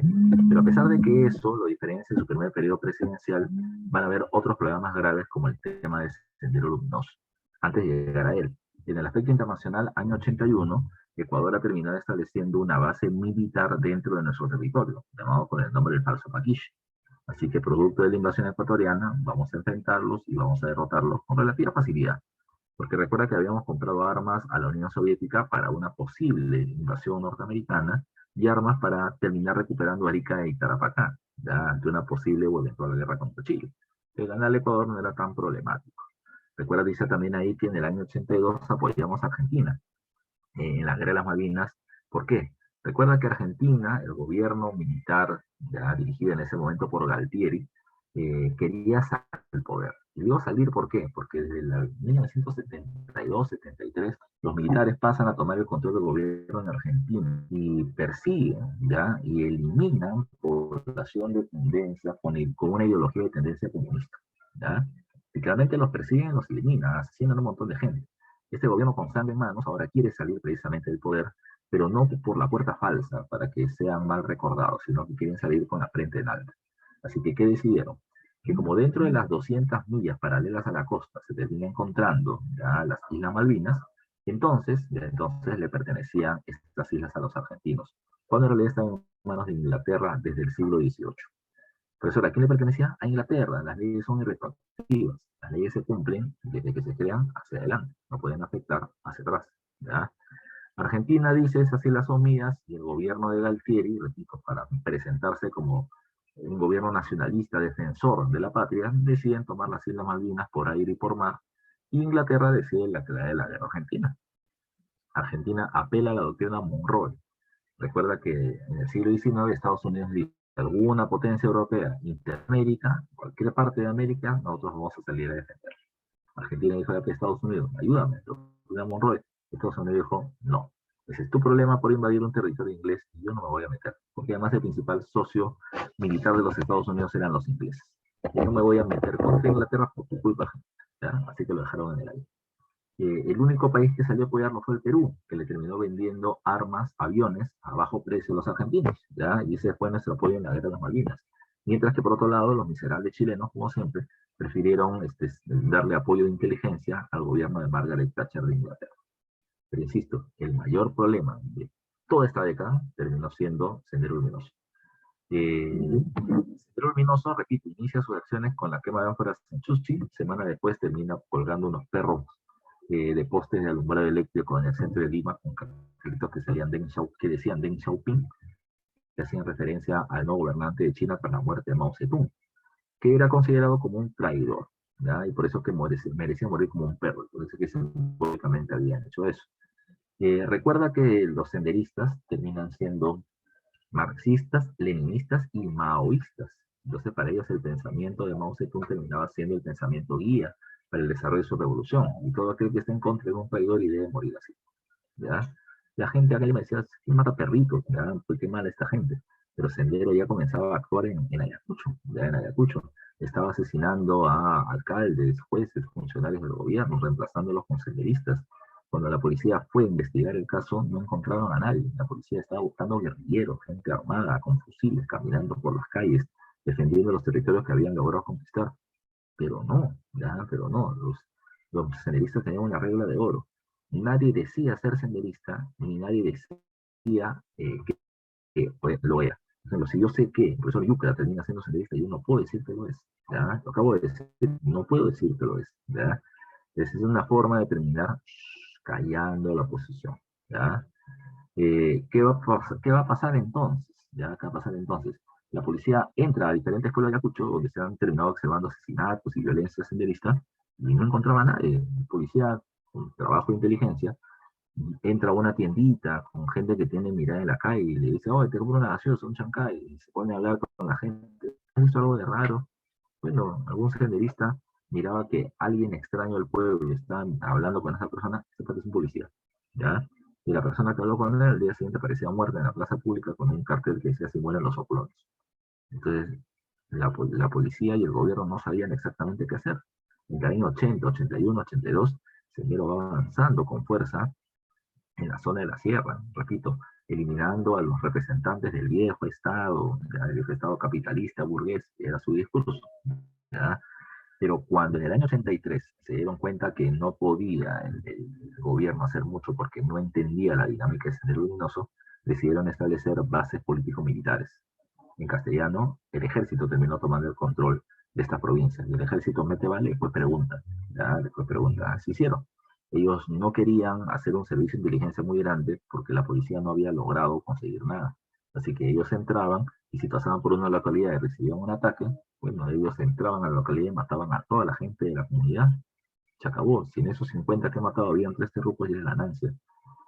Así que había un hecho de derramamiento de sangre muy violento. Si lo ponemos desde el punto de vista de la Comisión de la Verdad, recuerda que la mayoría de las personas fallecidas por la violencia interna terminaron siendo población campesina, indígena, quechohablante, ¿ya? O sea, población del pueblo, ya gente del pueblo, ya gente del pueblo que va a terminar siendo asesinada durante este proceso. O sea, los más pobres, los que Sendero decía que los iba a terminar salvando de la opresión del Estado, los mataba. Y los que el Estado terminaba diciendo de que venía a defender a través del ejército y la fuerza policial, también precisamente los terminaba matando. ¿Ya? En el medio de la guerra entre Sendero y el Estado, la población civil más vulnerable fue la que terminó siendo la que tuvo mayor cantidad de pérdidas o muertes. ¿Ya? Para haber acciones violentas, lamentablemente, por parte de ambos, ¿ya? Por parte de ambos. Profe, ¿por qué se le llama Sendero terrorismo? ¿Ya? O terrorista. ¿Qué cosa es ser terrorista? Lo que pasa es que lo que hace Sendero es practicar el terror, generar terror entre la población, como asesinando funcionarios, destruyendo puentes, destruyendo sistemas de eléctricos de alta tensión para terminar dejando sin luz a una población entera. ¿Y lo hacían para qué? Lo hacían para terminar demostrando que el Estado es ineficiente. Y como el Estado es ineficiente, por tanto, ya, por tanto, la gente debería rechazarlo y terminar apoyando un nuevo Estado, el Estado del gobierno senderista, ya, el Estado popular, el Estado popular. Ese era su plan. Ahora, repito, del año 83 en que el Estado entra, la violencia va a ser mucho mayor. Del año 85 en adelante la cosa varía. Entonces habría que ver precisamente algunos puntos para entender esto. En el año 85 entra Alan García y veamos el tema de García con respecto a Sendero y de Sendero con García. En el año 85 llega Alan García al poder, ¿ya? Con respecto al tema del terrorismo, ¿qué pasó? En el año 87, ya las Fuerzas Armadas van a terminar haciendo una escalada más violenta sobre Ayacucho, Huancavelica y Cusco, donde Sendero comenzaba a crecer con más fuerza. ¿Ya? Y esa escalada violenta implica confrontación, ¿ya? Armas, una mayor fuerza de aplastamiento, con lo cual Sendero Luminoso se ve muy golpeado y debilitado, al punto que tiene que prácticamente salir de Ayacucho y Huancavelica corriendo, porque los están eliminando, fulminando. A pesar de eso, Abimael Guzmán termina planteando en el año 87 que han llegado al equilibrio estratégico, en castellano, que tienen la misma capacidad de reacción o fuerza que el ejército o las Fuerzas Armadas peruanas. En una entrevista posterior a Abimael Guzmán, cuando está detenido, él termina diciendo que eso era falso. En realidad no se llegó nunca a tener la misma fuerza que el ejército. Sendero Luminoso no compraba armamento a nivel internacional. Eso, y los fusiles y las pistolas y las granadas que tenían, se las robaron a los policías o a los militares. Con los que terminaban tumbándose puentes o torres de alta tensión era dinamita que le robaban a las minas. ¿Ya? Desde ahí obtenían sus recursos, pero no tenían muchos. ¿Ya? Entonces, repito, ellos decían que habían planteado este momento de que tenían la misma fuerza, el equilibrio estratégico, solo para que el Estado peruano temeroso termine pidiendo apoyo a los Estados Unidos. Y una intervención militar directa de los Estados Unidos, Sendero la quería utilizar como una forma de, ¿cuál sería la palabra exacta? Las organizaciones sindicales, CGTP, SUTE, profesores y demás, ya demás sindicatos, comienza a tener Comienza a tener presencia Sendero Luminoso en diferentes instituciones, también como las universidades y los colegios, para ir captando precisamente seguidores. Yo siempre menciono esto, un grupo de estudiantes de la Universidad Ponle del año 87. Muchos estudiantes eran migrantes, ¿ya? Hijos de familia de Junín, de Ayacucho, de Cerro de Pasco, de Puno, etcétera. Con su capacidad académica habían terminado llegando a Lima, se habían preparado en alguna academia, como el APU, por ejemplo, y terminaban ingresando a la universidad, ¿ya? Pero ¿por qué me dices como el APU? Porque el APU tiene 48 años, y en esa época ya existíamos, y había mucha gente que ingresaba, sobre todo a la UNI del APU, ¿no? Luego se abre a San Marcos, pero habían otras academias que sí terminaban teniendo acceso para ello. Entonces se preparaba, ingresaba, ya ingresaba, y estando adentro, ¿cuál era su problema? Su problema era que no eran parte de nada o de nadie, porque ellos han venido a vivir solos. Ahora están alquilando un cuarto en algún lugar, comen por su propia cuenta o buscan trabajo para poder sobrevivir. Sendero, ya Sendero, que es un grupo organizado, comienza a captar a estos estudiantes. Les termina diciendo, no quiere ser parte de algo, no quiere ser parte de la revolución popular nacional y mundial, no quiere ser parte del nuevo Estado proletario, no quiere luchar por el desarrollo del pueblo. Mucha gente se sentía parte, digamos, convencida ideológicamente de esta propuesta idealista, pero además de esto, se sentían parte de un grupo. Los terminaban incluyendo en el comedor universitario, en la residencia universitaria, y los metían dentro del grupo. Cuando la gente participaba, ¿en qué participaban? Ellos no estaban dando los lineamientos ideológicos de la revolución mundial, ¿no? Terminen dándole a la gente de que iba a haber, por ejemplo, un paro armado. ¿Qué era un paro armado en la década de los 80? Bueno, era un paro de Sendero Luminoso. ¿Ya? Era un paro de Sendero Luminoso. No es que Sendero Luminoso salga a las calles. Si tú salías a las calles a protestar, te metían bala, ¿ya? Te quemaban tu carro. Entonces la gente ya sabía que lo que el Sendero quería mostrar es que tenía fuerza de movilización o de frenar la economía nacional. Bueno, ¿qué pasó? ¿Ya qué pasó? Si la policía te chapaba, siendo tú un estudiante de primer año de la Facultad de Derecho, de Ingeniería Mecánica de Fluidos o lo que sea, y un policía de estilo civil te chapaba para todo volante, te agarraban al calabozo, te llevaban al Ministerio Público y terminaban metiéndote golpe, y te terminaban metiendo golpe para que hables, ¿dónde está Abimael? ¿Dónde está Abimael? Este hombre, no digo que yo no lo conozco, que lo va a conocer de esta parte de volantito, recién acaba de entrar al sendero, ¿ya? Pero le metían golpe y 20 años en la cárcel por participar en el sendero, por repartir volantitos. ¿Qué pasaba luego? ¿Qué pasaba luego? En el año 87, y viene el cambio de estrategia, el gobierno de Alan García, ¿qué va a hacer? El gobierno de Alan García va a terminar fusionando las fuerzas policiales. Policía de Investigación del Perú, Guardia Republicana y Guardia Civil se fusionan en la Policía Nacional de Perú. Y la Policía Nacional de Perú va a terminar teniendo una acción unificada en contra de Sendero. Dentro de esta nace el GEIN, el Grupo Especial de Inteligencia, y es el que se va a encargar de terminar descubriendo dónde están los líderes del senderismo. Después de 4 años de trabajo, se va a terminar consiguiendo. ¿Cómo así? Imagínate el mismo chico, repartía volantes, lo chapaban, le metían golpes, 2 semanas después lo liberaban. Una vez que lo liberaban, lo seguían para ver con quién se reunían, con quién hablaban, quién era el líder de ese grupo, y seguir ese líder para ver quién era el líder de ese líder. Y así poco a poco jalar la madeja, hasta que en el año 91 se pudo saber quiénes terminaban siendo. Si bien no hay, recién es el 12 de septiembre de 1992 que se va a terminar capturando ya a Abimael Guzmán Reynoso y los principales cabecillas, ya los principales cabecillas de Sendero.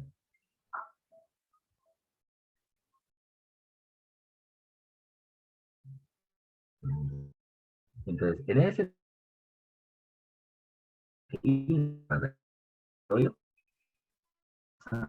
con el Fujimori y el Sendero. En el año 87, hay líder de lo que es el NRTA, el orden, es decir, que lo que está abajo esté arriba y lo que está arriba está abajo. Que la idea de los grupos estos armados era que,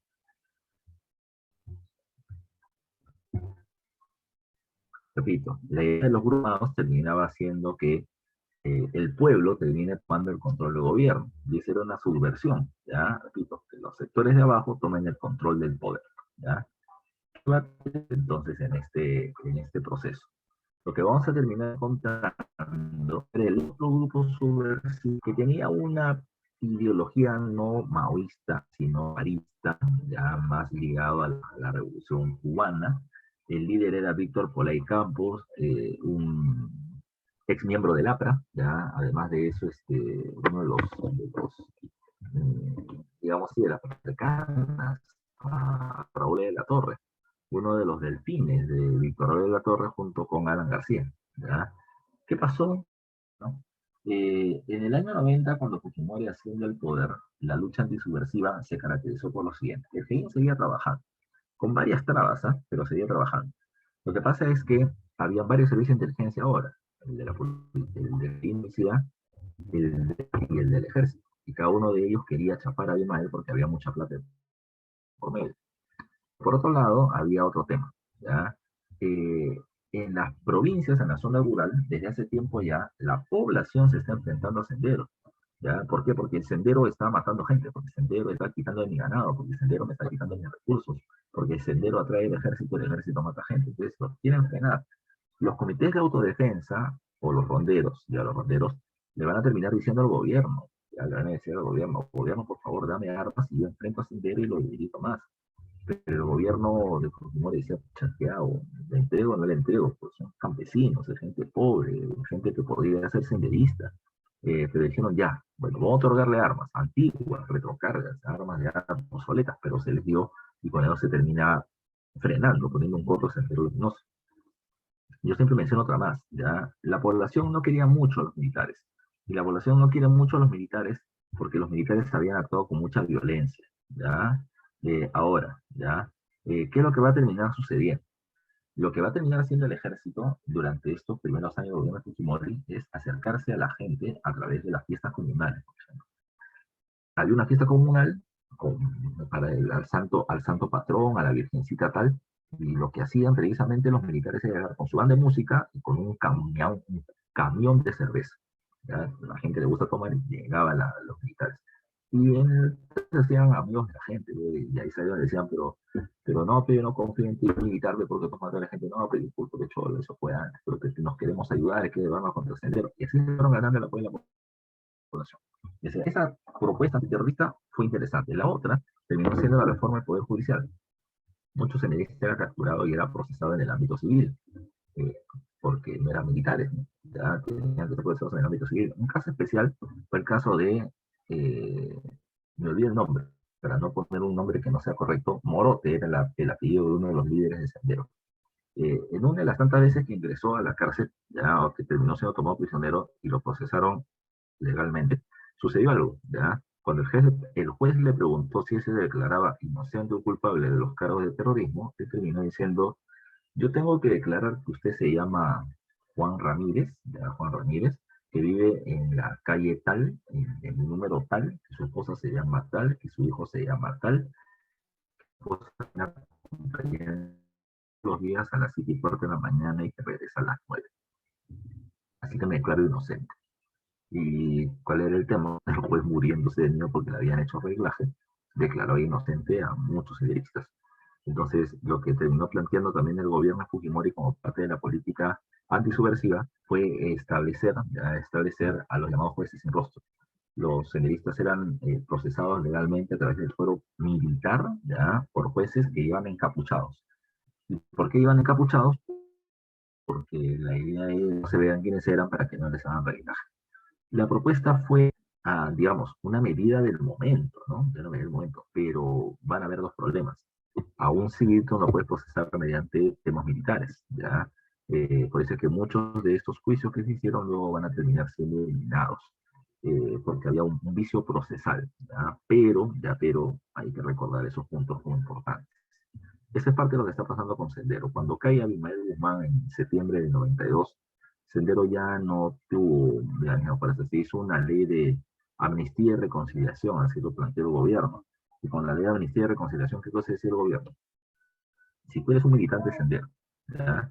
Que por lo general o estás fichado o vamos a hacer tu nombre en algún momento, acércate al gobierno, dinos qué conoces y si esa ayuda nos termina siendo relevante, nosotros no te metemos a la cárcel o pagas una pena de poco tiempo, ¿no? ¿Ya? Como colaborador eficaz. Y así un montón de gente comenzó a hablar, ¿ya? Comenzó a hablar y comenzó a caer gente. Ahora, regresando al caso, dice, El 11 de septiembre de 2021 falleció a los 86 años de edad Abimael Guzmán Reynoso, líder principal de la organización subversiva y terrorista Sendero Luminoso, que inició un conflicto armado interno que enlutó al país principalmente entre los años de 1980 y 92. Sobre dicha organización y accionar establezca el valor de red y falsedad de los siguientes enunciados. Dice, 1. Las Fuerzas Armadas también realizaron actos violentos que derivaron en la muerte de diversos pobladores, por supuesto. Por supuesto. Número 2, los gobiernos democráticamente electos establecieron solo acciones de inteligencia para desmantelar a Sendero Luminoso. Bueno, esta palabra siempre termina siendo por lo general anuladora, ¿ya? Solo, solamente, únicamente. No, no, no. El Sendero o el gobierno no va a hacer solamente acciones de inteligencia, sino que también va a terminar realizando acciones armadas. Cuando la policía y el ejército entran a meter bala y a acabar con los senderistas, eso es legal. Lo que es ilegal son los asesinatos extrajudiciales. Es ilegal, por ejemplo, el grupo Colina, o ya se me olvidó el nombre, el, el grupo Colina de la época de Fujimori, ¿ya? ¿Por qué termina siendo incorrecto? Porque ellos, por ejemplo, dan una pollada, ¿ya? Y matan a gente considerando que son subversivos cuando no lo dieran, se equivocaron de pollada. O ellos terminaron agarrando gente, estudiantes de la Universidad de Cantuta, y los terminaron llevando a Cine y ¡pum! Terminaron metiendo un balazo en la cabeza. Eso no termina siendo legal, ¿ya? Si los capturaban y los procesaban, sí, pero meterles un balazo, no. Profe, ¿eran o no eran terroristas? Algunos dicen que sí, otros dicen que no, pero la cuestión es que se hizo todo fuera de la ley, y eso es lo incorrecto. Entonces, los gobiernos democráticamente electos solo establecieron acción de inteligencia para mantener al Sendero Luminoso, no, ya no solo eso. Dice, 3. El ILA, el inicio de la lucha armada, se inició en Huancavelica en 1980, siendo el departamento más pobre del país. Huancavelica sí es el departamento más pobre del país, pero el inicio de la lucha armada termina siendo en Ayacucho. Y la 4 me dice, en diferentes organizaciones, sindicatos, centros de estudio, comités populares, entre otros, infiltró Sendero Luminoso. Eso también termina siendo verdadero, sobre todo con fuerza a partir del año 87 en adelante. La clave termina siendo la de dedo. Ya la de dedo. Pregunta número 8. Ya, pregunta número 8. Dice, cuando Alan García llegó al gobierno en 1985, generó muchas expectativas sociales, pues el partido de mayor tiempo de vida del país por fin pudo cristalizar su objetivo, ¿ya?, de dirigir el Estado, sumándole a ello la gran capacidad oratoria del líder de nación, Alan García. Ya, Alan García. A ver, ¿qué dice acá?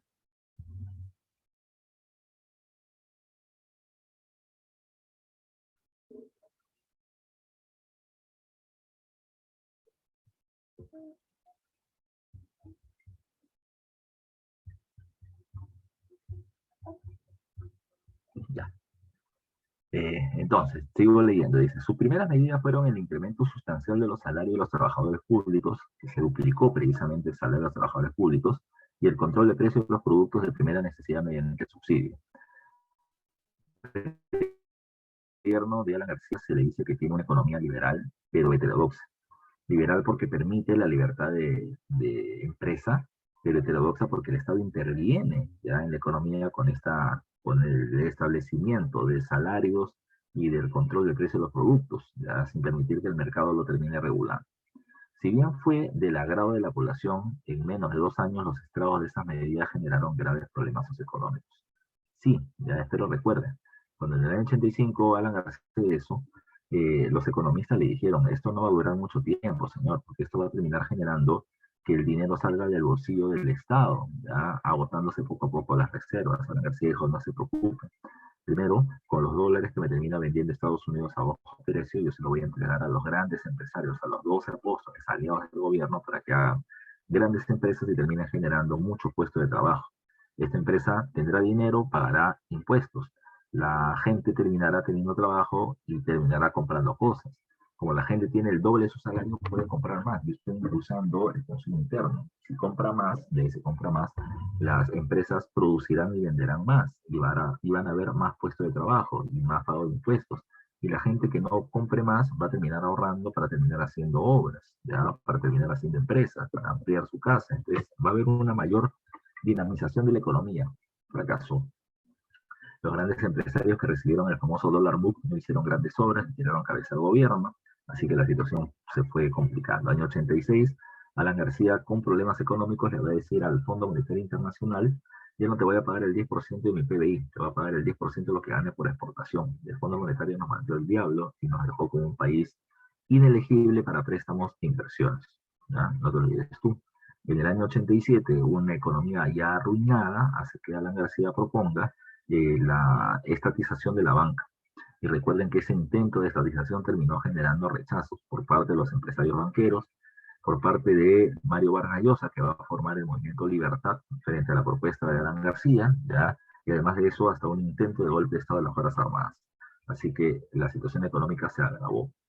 Como Alan García le pide perdón al Fondo Monetario y le dice, por favor, préstame plata, y el Fondo Monetario le dijo no, recuerda que el gobierno de Alan García que va a hacer, comienza a hacer medidas que el Fondo Monetario le hubiese dictado. O sea, por ejemplo, ya no subsidios. Cuando el gobierno ya no mete plata para comprar el precio de los productos, el precio del producto termina creciendo de manera tremenda, se generan los famosos paquetazos.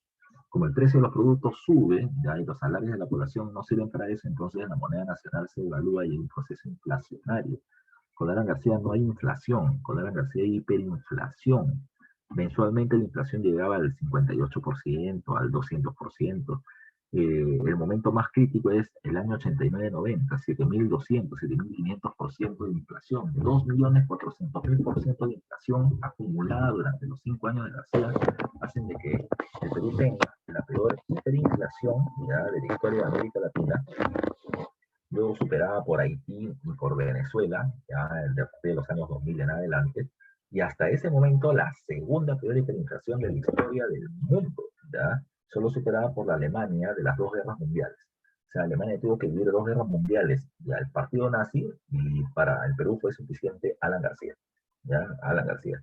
Eso fue un caos, ya fue un caos. Pero bueno, regresando al caso. Si bien fue del agrado de la población en menos de 2 años, que todavía no se sentía la crisis, y se los estragos de esas medidas generaron graves problemas. Las medidas que tomó el gobierno aprista eran una muestra de, bueno, esas 2 años de medidas de subsidios, de establecimiento del aumento del precio del producto y todo lo demás, o de los salarios, terminaron siendo una muestra de que las inmensas reservas económicas que posee el Estado eran inmensas, en 2 años se agotaron, al punto de que querían agarrar la plata de los bancos, ¿ya? Que no eran tan inmensas, y se acabaron, porque entramos en bancarrota. Su necesidad de obtener respaldo en las elecciones municipales. Bueno, las elecciones municipales se hicieron en el año 86 y ganó Jorge del Castillo a favor del APRA en la ciudad de Lima, por ejemplo. Pero no, porque no era solamente hasta el año 86, no es que ganó Jorge del Castillo y ya no se dio más dinero, sino que se hizo de manera permanente una idea asistencialista del gobierno, no sé, el populismo e intervencionismo estatal en la economía nacional. Eso está mucho mejor, ¿no? El gobierno aprista en esta medida de solo el APRA salvará el Perú, los pobres del Perú nunca han sido beneficiados, la oligarquía termina siendo la que benefició o la que se benefició de la patria durante tantos años, pues ahora venimos a hacer un gobierno favorable en el pueblo, y más salarios, y una farra y una fiesta de gastos. Bueno, la gente estaba contenta, pero solamente era un estado de placer momentáneo por los salarios que estaban dando, pero no era un crecimiento real de la vida política nacional. Así que la SEO me parece correcta. Y la fortaleza de nuestro mercado interno, ¿qué fortaleza? ¿Ya? Nos vamos a terminar quebrando. Si hubiésemos sido un Estado fuerte, una economía sólida, se pudiera haber hecho eso. Eso se llama política de Estado y bienestar. O sea, el Estado puede generando el bienestar de la población con mejores salarios, con un mejor nivel de vida. Pero eso solamente se puede hacer por países que tienen mucha plata. Alemania lo puede hacer eso, Suecia, Finlandia, Noruega, ya Dinamarca pueden hacer el Perú. No, ya, Perú no.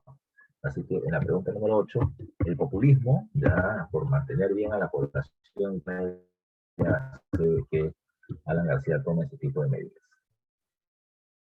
Todo lo que te mencionaba. Un dato importante que te decía hace un rato. Durante la década del 80, si te lo dije, creo, no, ya, si no te lo estoy planteando ahorita, va a haber mucha migración, ¿ya?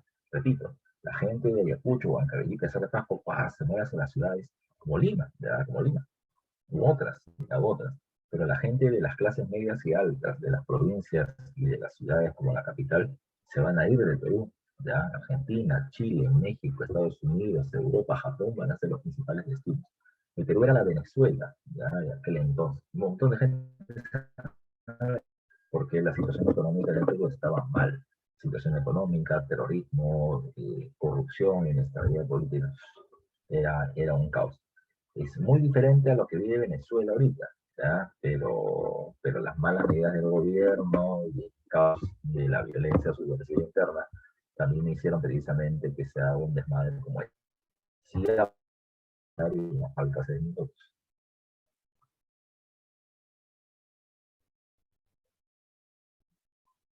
Dice, pregunta número 9.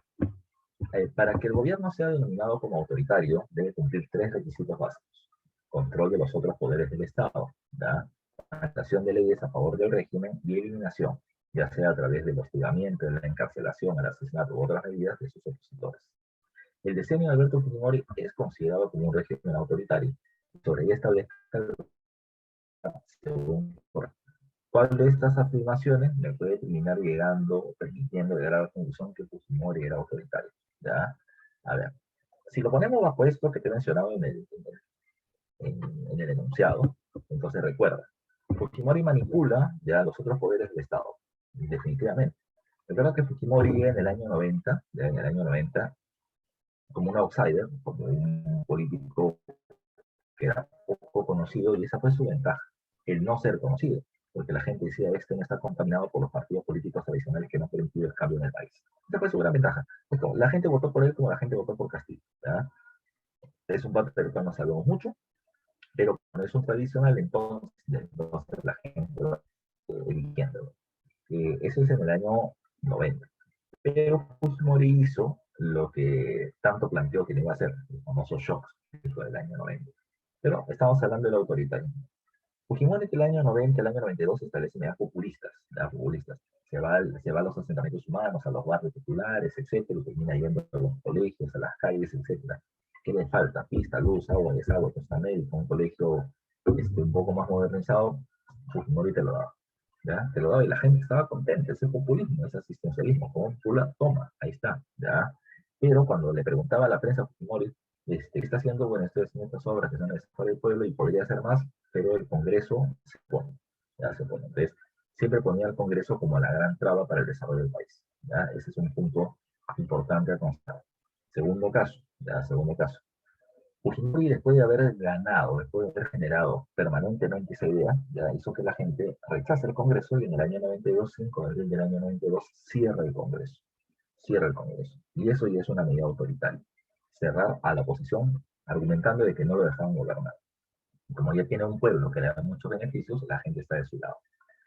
Por presión de organismos internacionales, Fujimori convoca ya a un congreso para hacer una nueva ley, la Constitución, el Congreso Constituyente Democrático, donde el Fujimorismo va a terminar teniendo más por los populismos que había terminado realizando previamente por una manipulación de los recursos del Estado. De este congreso establece una nueva constitución, la del año 93, que terminaba estableciendo, por ejemplo, en el modelo económico el neoliberalismo, ya la privatización de empresas, la flexibilidad laboral para votar trabajadores, pero además de eso terminaba estableciendo que Fujimori pueda reelegirse.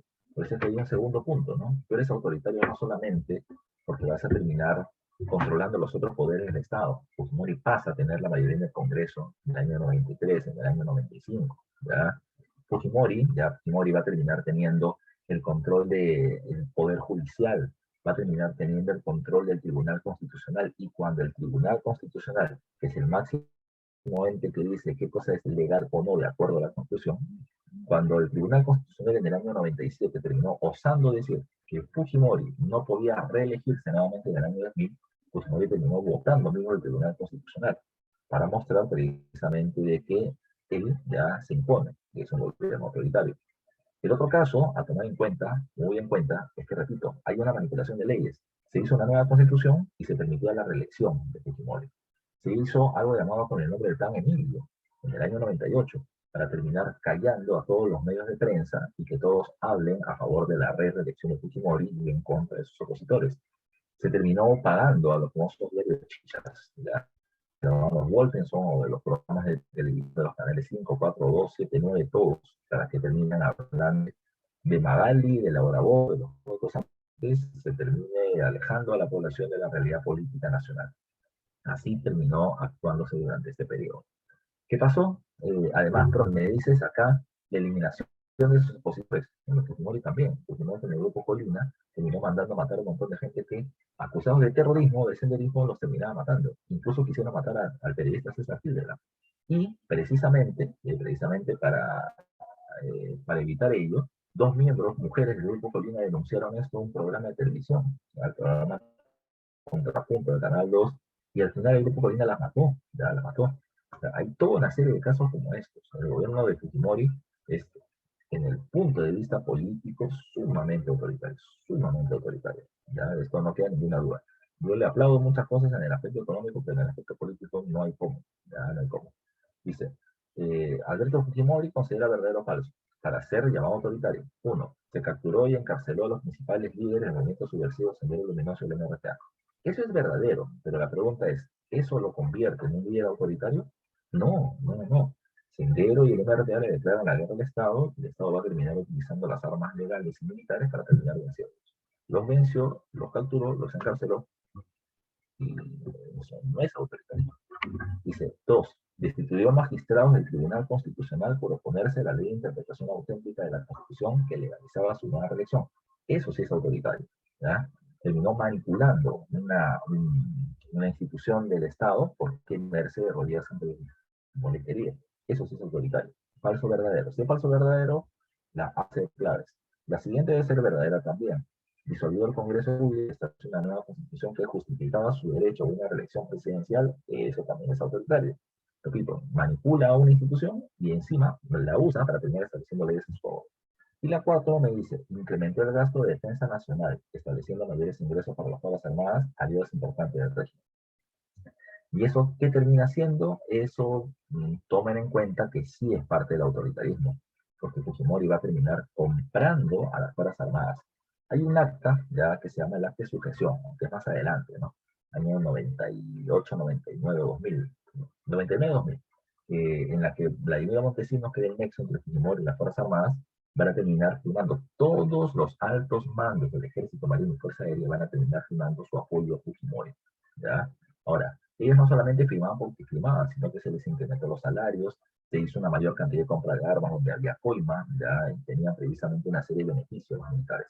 Entonces, con eso, con el apoyo militar, un golpe de Estado Fujimori era bien difícil, ¿ya? Pero se hizo, repito, para manipular esa institución y ponerla del lado de Fujimori. Así que esa es verdadera y la mejor clave termina siendo la C de Casitas, ¿ya? La C de Casitas. Entonces vamos a corroborar, que supongo que C me la ha respondido, la clave de la C, muy bien, en toda esta gente de la universidad. Hay dos puntos precisamente para terminar viendo, el gobierno y los casos de corrupción, ya de Fujimori. Ya, no se olviden ustedes. Recuerden, eso que les decía, para que Fujimori se pueda reelegir, hay un problema. La Constitución del 93 decía que el presidente se elegir. Los fujimoristas van a decir, con la Constitución del año 79 Fujimori fue electo presidente. En el año 93 hay una nueva Constitución. Con esa Constitución Fujimori se elige en el 95 y se puede reelegir en el 2000. Pero la oposición va a decir, no, no, no, no. Ustedes están imponiendo eso porque son mayoría en el Congreso. El Fujimori se electo, todo lo he visto, se elegía en el 90 y se está religiendo en el 95, ya no puede reelegirse en el 2090. Así que repito, la oposición lleva el tema al Tribunal Constitucional, ya esa cuestión de que Fujimori se elige en el 90 con el 70 y se elige en el 95 con el 93, es la denominada ley de interpretación auténtica de la Constitución. Pero repito, la oposición lo lleva al Tribunal Constitucional y le dicen no, Fujimori esa religión no puede volver a ser y Fujimori vota miembros del tribunal, no te olvides. Vamos, última pregunta. Valentín Paniagua encabezó el cargo de presidente de la República, ya tras la destitución de Fujimori en el denominado gobierno de transición. En ese lapso de corto de gobierno, menor a un año, se establecieron tribunales con la finalidad de, bueno, vamos a recordar. Recuerda que estalla los famosos Vladivideos, ¿ya? Se da a conocer que Vladimir Montesinos y el gobierno de Fujimori está pagándole, ¿ya?, a congresistas de oposición para que se pasen al bando fujimorista. Cuando esto estalló, Vladimir Montesinos tuvo que huir del país, el presidente Fujimori le dio una indemnización, que fue una forma de darle dinero para que se caiga, $5 millones de indemnización. Por otro lado, Fujimori comienza a perseguir a Montesinos cuando él sabía que se había ido, en realidad estaba buscando videos donde lo podían invitar a él, todo un escándalo, ¿ya? Fujimori terminó saliendo de la prensa diciendo que iba a renunciar, pero que iba a convocar elecciones para poder evitar un descontrol. Y luego termina pidiendo permiso para una reunión de la APEC, ya una reunión del Tratado Asia-Pacífico. Se fue a Brunei en el Asia, luego se fue a Japón, sacó su partida de nacimiento japonesa y terminó quedándose allá, renunciando a la presidencia vía fax. El Congreso de la República le deniega la renuncia y lo termina votando por incapacidad moral permanente. Producto de ello, en el Congreso donde un montón de congresistas habían renunciado, ¿ya? Y los vicepresidentes del Fujimorismo también habían renunciado. En el Congreso hay una nueva elección de presidente del Congreso, que va a ser electo Valentín Paniagua de Acción Popular, y al ser, repito, el presidente destituido y no haber vicepresidentes, el presidente del Congreso asume el control del gobierno, Paniagua. La pregunta dice, durante el gobierno de Paniagua se estableció los tribunales anticorrupción. ¿Y para qué se hizo eso? Bueno, en realidad fue para perseguir, capturar y encarcelar y procesar por corrupción a los miembros del gobierno de la época de Fujimori. Entonces dice, investigar y procesar funcionarios del gobierno fujimorista por casos de corrupción, esa debería ser la clave. Dice, B, revisar ya los cuestionados contratos de privatización de empresas del gobierno fujimorista, no, porque esto ya se habían hecho cerrados. Ya C, evaluar los actos de violencia política desarrollados entre el año 80 y 2000, esa es la CDR, que se hace también durante el gobierno de Valentín Paniagua, pero para eso no está los tribunales anticorrupción. Y la de investigar a los congresistas tránsfugas que pasaron al bando fujimorista fue parte de las investigaciones que hizo el Congreso, pero no fue para eso el Tribunal Anticorrupción. Fue para investigar por casos de corrupción a los miembros del Fujimori, ¿ya? Por si acaso. Entonces, con eso, así es, donde Emily también ha respondido, de hecho, casi perfecto de Emily durante toda la clase, hemos terminado concluyendo nuestro repaso, y en estos días del fin de semana va a haber una serie de seminarios en las tardes con las fijas, así que para los que puedan estar el día viernes, creo que a mí me toca de 4 a 6, si no me falla la memoria. También está el profesor Bazán, el profesor Alfredo, que van a hacer seminarios, así que a darle fuerza, muchachos, con estos últimos días, porque ya te corresponde ser San Martín. ¿Ya? Un abrazo para todos. Jesús, te dejo a los chicos. Un abrazo.